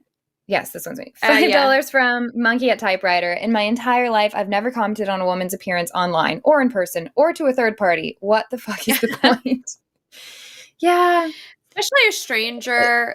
I assume this was in the beginning of the show where we were talking about the Sydney Sweeney stuff. Like, I would never in a million fucking years. Like, I think that's so crazy. Unless I was trying to unless it's someone I know and I'm gonna gas them up, or it's like in the Sydney Sweeney case, like I made a literal TikTok about it because I was like, this is fucking weird and you guys are weird and whatever. But I agree. What the fuck is the point? Mind your business. Yeah, it's very weird. £5 from Herbie Shine. Us overweight people struggle with the judgment of others too. I've been overweight to some extent and the insults are difficult and hurtful. I'm sure they are. And it's like, you are a million other things that is not your physical appearance. A million other more interesting things that is not your physical appearance. Yeah. So for people to talk about that, it's lame. The worst. We're all just humans, just trying to human. $10. Just trying to human. $10 from Chris. Pretty privilege is real. I dropped 60 pounds and more people smiled and talked to me, and matching on dating apps was easier. I gained weight during COVID and dating is significantly more difficult. Yeah, it's people just have these like weird ideas. Well, also let's specify too, like it's this exact certain type. I love, is it Casey Musgrave's song where she talks about if you if you gain the weight, then you're just fat, but if you lose too much, then you're on crack. So it's like nothing's perfect. Like you have to have the exact certain specific body, and it's just ridiculous. And what's encouraging is through these conversations we discover most of us think it's bullshit. So there's some loud people that are like, you should fit this certain mold, and the rest of us are like, no, stupid. Yeah. $10 from Charlotte. Oh my God, I got to keep some of money from my paycheck. Take my money and my love. Aww. Thank you, Charlotte. Thanks. You're really so kind much, to put your extra this way is amazing. So thank you for doing that. $20 from the Raven 200. I tried a phonetic version of my tribal name like Alyssa suggested, but it has a soft clicking sound and hacking sound that I'm not sure how to do in text. Wow. My tribal name, there it is meant to mimic the sound a raven makes. Ah, that's very cool. So cool. And I'm going to see if Google will pronounce it. Oh man, this is exciting. Like, what is happening with my hair today? I don't have any kind of illness or anything, so I have no excuse. I feel like your hair's been looking like so thick recently. It looks nice, like thick and long. Wow, thanks. It's growing. Finally. I love it. Is that the pronunciation of the... Oh, okay. I was like, wow, is that how you pronounce it? While you're getting that ready, I'll read this next one. £5 from Herbie Shine again. Thank you, Herbie. Thanks for support from chat. I'm too slow with my old fingers to reply to all comments, but much appreciated. Herbie is the best, you guys. With my old finger. This word from Latin meaning... I don't think this is right. Two, as in T-O-O. It is often used together with two. Quoque, as in you too. Quoque is the way to say it in Latin. Quoque? Oh, that's how you say it in Latin. That's close. In Latin. That doesn't feel right. No, there's no clicking or anything else. Okay. Maybe if there's ever a way to send like a voice note, I would love to hear how to actually pronounce that. Anyways, $9.99. What? $9.99. Oh God. From Frankenstein. I think women should wear a tinfoil hat to defend against the misogynist nonsense. Girl, you and me both. We needed that during that phone call. That was wild. That was crazy. Oh, I just played our own live. Okay. Was that? Yikes. Ugh, I hate hearing my own voice. I don't know about you, but that was devastating for a second. I was like, what kind of dumb person are you listening to right now? Oh, it's me. That's my voice. I hate it. You're so funny. $5 from Arch Radish. Modesty culture is a culture that I can't say on YouTube. Thanks for speaking out against it. Yes, I think it very much is. Can we say it? Grape. I'll say grape. Grape culture. Yeah, it's put, as we just heard that guy say, that's just he wants to control women. It's his problems. He thinks that they're deserving of getting attacked. He didn't actually admit to this stuff, but you guys heard the phone call. So anyways, agreed. Yeah. Thank you, Arch Radish. Agreed. Aligned. $5 from Alyssa Silverbow. Gilberto's charisma, nearly monotone voice describing how self-obsessed he is. Literally. It's always saying the men that he's charismatic. That was crazy. I was like, there is more charismatic in a freaking cucumber, but whatever. Or more charisma in a cucumber. And also, it's always the men who talk about how they have a lot to offer people, that when I ask, what do you have to offer people? They have nothing to say. Always. $5 from Monkey at Typewriter. Gilberto told Forrest last week, he talked to Forrest, that he'd be a slave in heaven because his ancestors enslaved Gil's ancestors. Hebrew Israelites are fucking gross AF. That's so wild. I want to go back and listen to that phone call now because I can only imagine the things Forrest had to say to that. It will blow your mind. I'm sure it will. And now I can't wait. I'm going to send Forrest the clip from tonight's call now that I know that Forrest had to talk to him too. Yikes. $20 from Sapphic Bibliophile. Repubs are planning to use the Comstock Act to end the shipping of abortion materials, pills, Plan B, DNC supplies, etc. Abortion activists are advising people with uteruses to get abortion pills for future use for you or for a friend. Yes. So you can go to on Amazon. You can go, and I have it in my I have direct links to it if that's easier for you in my link trees in my bios for things. But you could go on Amazon and you can buy generic Plan B, and it's between $5 and $13. It's really inexpensive. Yeah, so stock up on those. And also we'll see how this goes. I think it doesn't hurt to be prepared. And there is Plan C, I think it's plancpills.org, and you can stock up on Plan C pills through them as well. And there are two different kinds. I'm not sure which one, if plancpills.org sells both kinds of Plan C, which is Plan C is an abortion pill, to be clear. I don't know if they're selling both kinds, but it's worth taking a look at the kinds that are available for sure. I have already planned,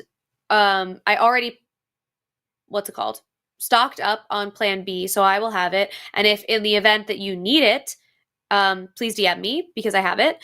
And Plan C, I need to place an order for this week, actually, because I'm a little nervy about that. So I will always have access to those things in the event that, other people need them as well. That's in the link in your bio? Yes, the Amazon link is in my bio. Plan C pills I'll also put in my bio. And if you are in financial situation where you need these supplies, especially in the coming years, just send me a DM and I will assist. And thank you, Sapphic Bibliophile, for sending this message and doing it with a lovely donation. We love you so much. And I see you in the chat every single week, and you're the best. $5 from Stina. Here is $5 for more snacky snacks. I love snacky snacks. A snack. You guys want to hear the worst thing? Yes. I have developed a new favorite snack, and when you hear what it is, you'll understand why this is devastating. It's caviar. You can't just have caviar for a snacky snack. That's also then I went and tried to get, the really cheap version. It's not good. Turns out you do need the expensive caviar.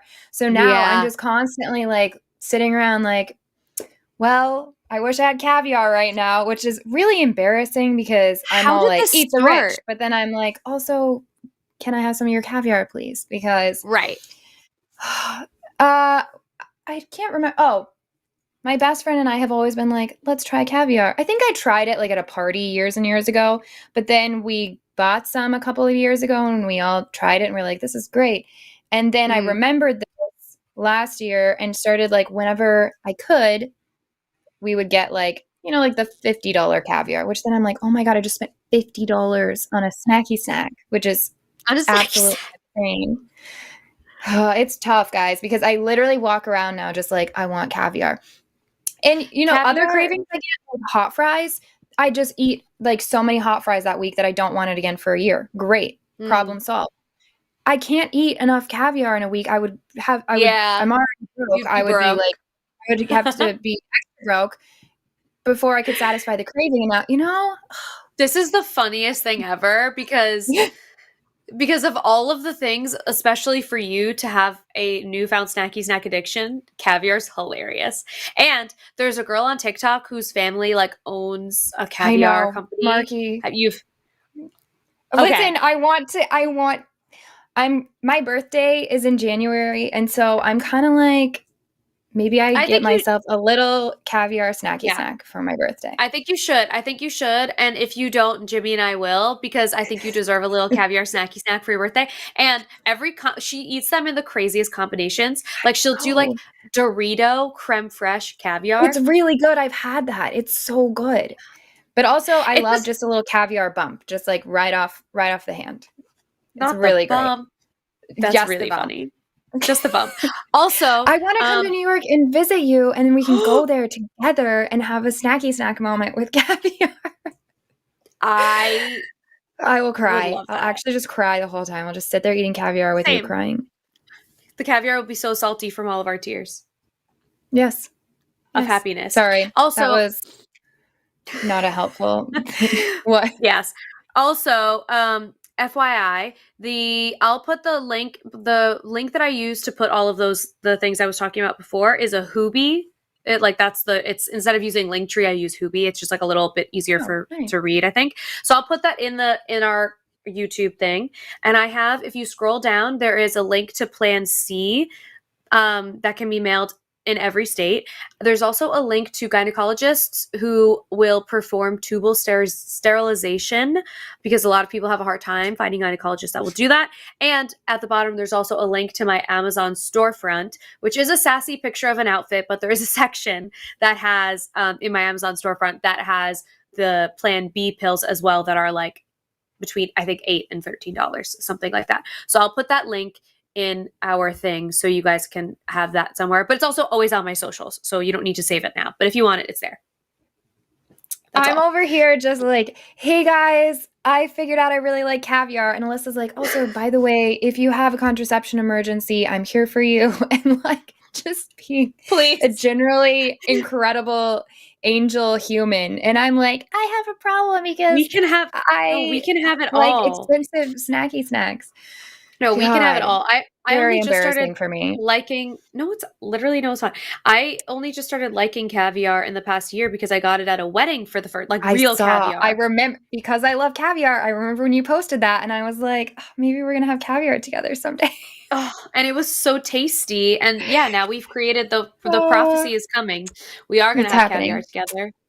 $5 from Alyssa on a Silverboat. What's the difference between a clitoris and a golf ball? Min will actually go looking for the golf ball. That's really good. That's really good. I love it.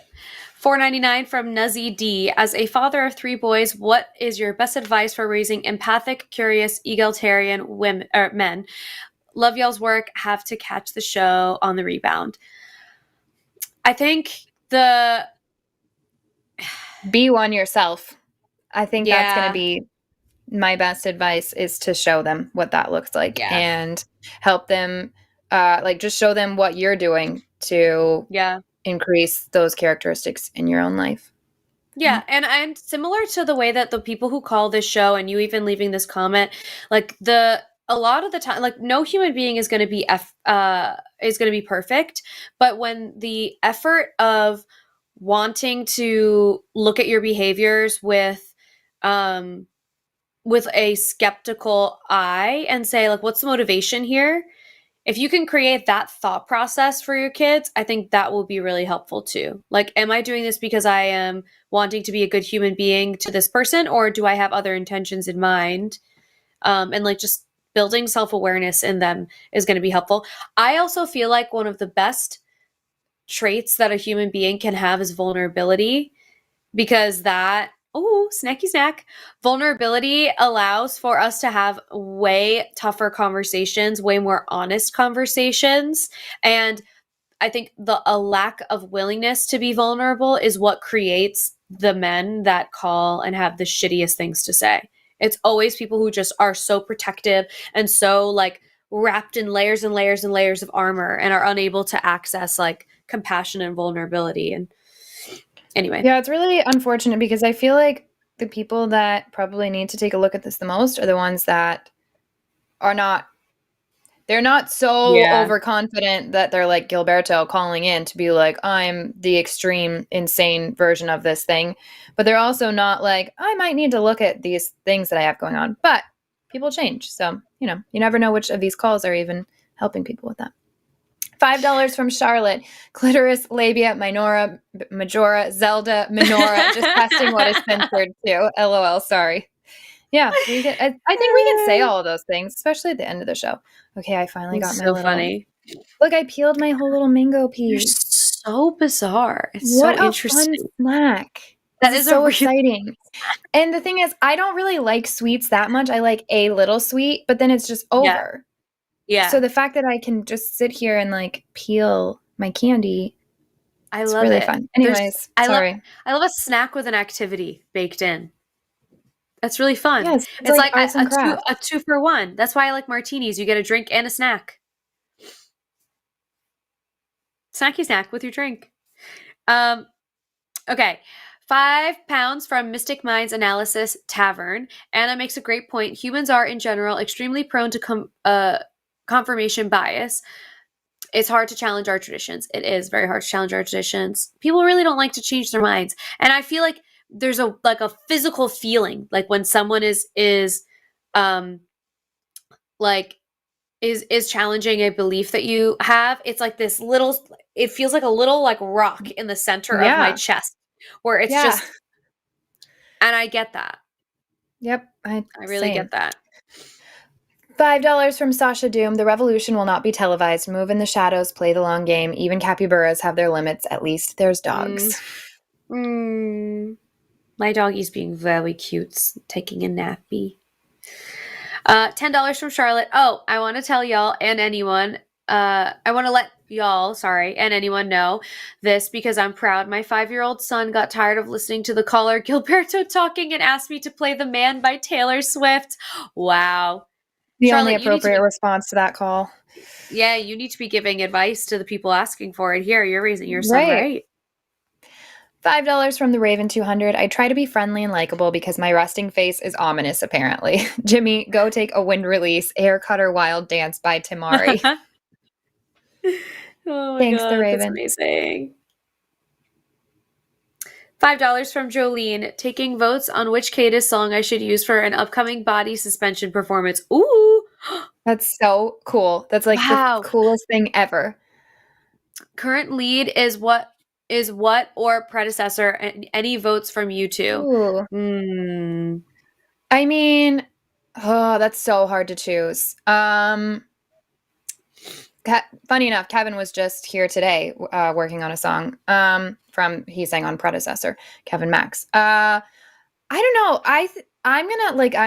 It's so cool that you're doing this at all. So anything is amazing. My vote is maybe going to be Predecessor because I don't feel like Predecessor gets the love that it deserves. I think you can't go wrong, and you're going to create immaculate vibes either way. Do we get to see a video of this? Yes. That's what I want to know. Please let us know DM if that's it to a us. thing. Yes. Please. I think this is you. Is this one? Oh, sorry. I'm just sitting here.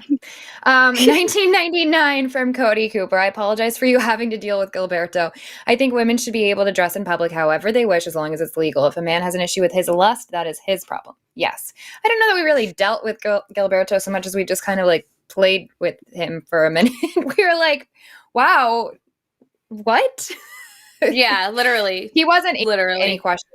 That wasn't even any kind of argument or anything. That was just us being like, how actually crazy are you? I think that's as far as beliefs go, I think that's definitely the worst caller we've ever had. Yeah, for sure. I mean, but that was the worst caller. I think, especially knowing the other things that he said on previous calls, like that's ew. That is disgusting. $5 for Monkey a Typewriter. Alyssa, dating is fun. Me, you sit on a throne of lies. I hate dating. In high school, I was dubbed the ugly Asian by a girl, and it stuck with me. Oh my God. I'm so sorry. That's disgusting, and high schoolers are so mean. Listen, I'm not saying that it's fun all the time. I just think we have to have that perspective, because if we don't, we're going to cry. Well, we're just going to cry and cry. So we have to go into this. Guys, I need to get my matchmaking game up for all these people. $5 from Dave Murphy. # excuse me, not that anyone asked, but Wretched Tongues is an awesome band. We'll have to look into them. Sounds cool. Sounds like a good band. Based on the name alone. Yeah, exactly. I'm just thinking about you sit on a throne of lies. I'm sorry, Will. I'm trying to get. Is that Elf? We need to be positive. Is that quote from Elf? Yeah, you sit on a throne of lies, I think is Elf. It was so funny. Is that our last super chat? Do we have more? I feel like we do, but maybe not. Ooh. Yes, another one. $10 from the Batman 1119. Hi, Eve. Or hi, Alyssa. Hi, Eve. Eve, me being homeschooled too. Was there any specific places you learn your information from? If you mean now, I love to read. So I just get books. Like if there's a topic I want to know more about, or I don't feel like my education covered very well, then I read. Now, lately, that's turned more into maybe listening to different lectures on YouTube sometimes. But generally, I still prefer to just get a book and read all that I can. For example, years ago when I first left, I did not feel like science was covered correctly. And so I literally got some high school biology textbooks and then went from there. There's another book, A Universe from Nothing, I think is what it's... No, sorry, I'm getting everything confused. The Greatest Show on Earth, I believe, is the Richard Dawkins book. Don't have much to say about Richard Dawkins, but that book is great. So I recommend that. If you were homeschooled using Christian curriculum, that's going to help you a lot. But other than that, whatever it is that you have more questions about, just read. That's my best advice. Or if reading is not your favorite thing, then podcasts can be helpful too. Yeah, and I just got a subscription to Masterclass, and they did a really good promo for Black Friday. I'm sure they'll do it again. It's like $60 for the whole year, and they have so many interesting things on there. It's not like you're not going to get, I'm sure. Good idea. Yeah, I'm sure it's not going to be like, foundational things that you might have missed in school. Excuse me, but if you're just wanting to learn things in general, there's like Masterclass, and there's another one. Oh God, there's another one that begins with an S, and I can't not Skillshare, maybe Skillshare. I don't know. There's lots of like online learning platforms where you might be able to pay like a low annual fee and just be able to have access to all of this fun new information. $5 from the Raven 200. The pronunciation was close, Alyssa. The rough hacking sound goes at the end. Speaking of rough, remember to consensually tug the like buttons, choker. Nice. Love it. Yeah, we need a good pronunciation, and we need someone to, if you could one day do that, that would be amazing.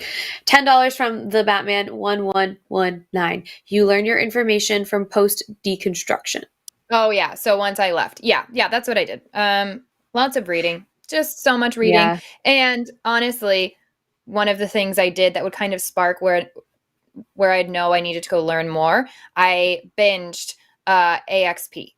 And that's how I first learned who Matt Dillahunty was. Like, if you had told the me that existed 4 years ago that I would be hosting a show someday with Matt Dillahunty, I would lose my mind. I would not know how to understand that at all.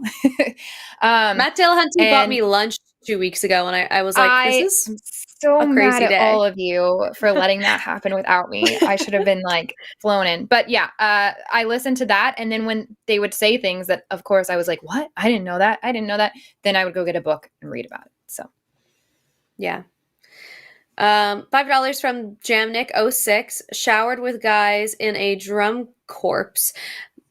Some were gay, so I asked if that was a turn on for them. They said not when they're flaccid. # some like it hard. Yeah, that's what I'm saying. I'm like, I see, like, the context is important. Like, if you were in, like, I know, like, some people had showers in their high schools and stuff. Like, sometimes I'm sure that guys would take full showers, undies off, pee out, whatever, and it's not sexual in that circumstance. So, like, penises are not inherently sexual. It depends on the context. Yep. And the person. I stand by it. Yeah, that's true. $5 from Monkey at Typewriter. Promise you cannot spend $50 on something you refer to as a snacky snack. Like, I'm pretty sure by law, but also you earned it. I know. It's so, it's tough, guys. It's real. It's a tough life out here for people who like caviar and are broke. It's so funny. Snack. 5 pounds from Herbie Shine. Always spend more than you can afford on caviar. It's essential. Don't worry. Every time I do, it's more than I can afford. Listen, there are so few moments in my life where I really feel like I try to leverage like having a platform in a way that's like really silly. I will find a way to leverage a caviar day. If you come to New York, mark my words, I will find somewhere that does like puts a whole song and dance about the caviar. And when the viewers of the line see that reel go up, and it's like, it was sponsored, it was paid for. literally, and it says paid partnership or whatever at the bottom, or it says #partnership. You all better comment the nicest thing. You all better go, love this snacky snack. Get that engagement so high because we click did the link. It's okay if you don't get anything. Just click the fucking link. Participate. By the way, I don't know if you guys know, when Alyssa and I, because Alyssa and I talk about this, when we get our partnerships and stuff, which is rare because nobody wants to partner with heathens like us, but when we get those, even if you guys seriously just click on the link, it helps us a lot. If you like the video that we post, like, I know it's annoying. We rarely ever do that. But that's a great way to support us without having to give any money at all. Yeah. So anyways, just throwing that out there. Anytime my friends, as a side note.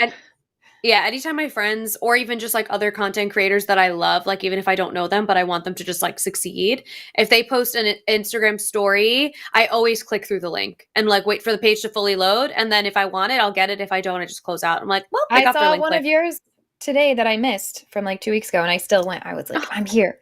I love it. Thanks. $20 from President Starscream. Contribution to the caviar fund. Thank you. This is so embarrassing, guys. What a weird this is so problem funny. to have. I love it. I love it. $10 from Jamnik06. In dress or speech, modesty should be done when appropriate. I had to sit through a prayer at rehearsal today. It felt inappropriate, so I told an equally inappropriate joke. # women dig Jesus because he's hung. That's so bad. I love it. It's really terrible. That's amazing. $9.99 from Jason. So glad to catch the live. Been working Tuesday nights and have to watch after. Great show as always. Get well soon, Alyssa. My favorite chewed gum team. Oh, thanks so much, Jason. Thanks for watching. Thank you, Jason. That's really sweet. $5 from SJL. I found my favorite way to drink is also a snack. Panda bread vodka filled chocolates. They're finished. Couldn't find them the last time. What? I am going to look for those next time in Finland. Yeah. That sounds amazing. I'm fascinated. Love it. Aww. Sorry Wow, to that was, like, interrupt. right on. Did you read the schedule? That was right on cue. Yes. Okay. I was hopping back and forth. Sorry. I did. Yes. No, we did make the announcements. And again, next week we'll know closer to then some of those because it's like actually Christmas is happening. So thank you guys so much. Alyssa, you are the best for being here with all of us. Even though you have COVID, we love you. We hope you feel better. And thank you all for being here and hanging out with us today. Thanks to all the callers, except for Gilberto. I hope that you're on a list somewhere. And thank you, Morgan, for being the best producer and call screener tonight. Also, thanks to the mods in the chat. Y'all are the best. I love you guys. You made my day, as usual. We love you. Have a I'm gonna go have a snack. snack. Bye, guys.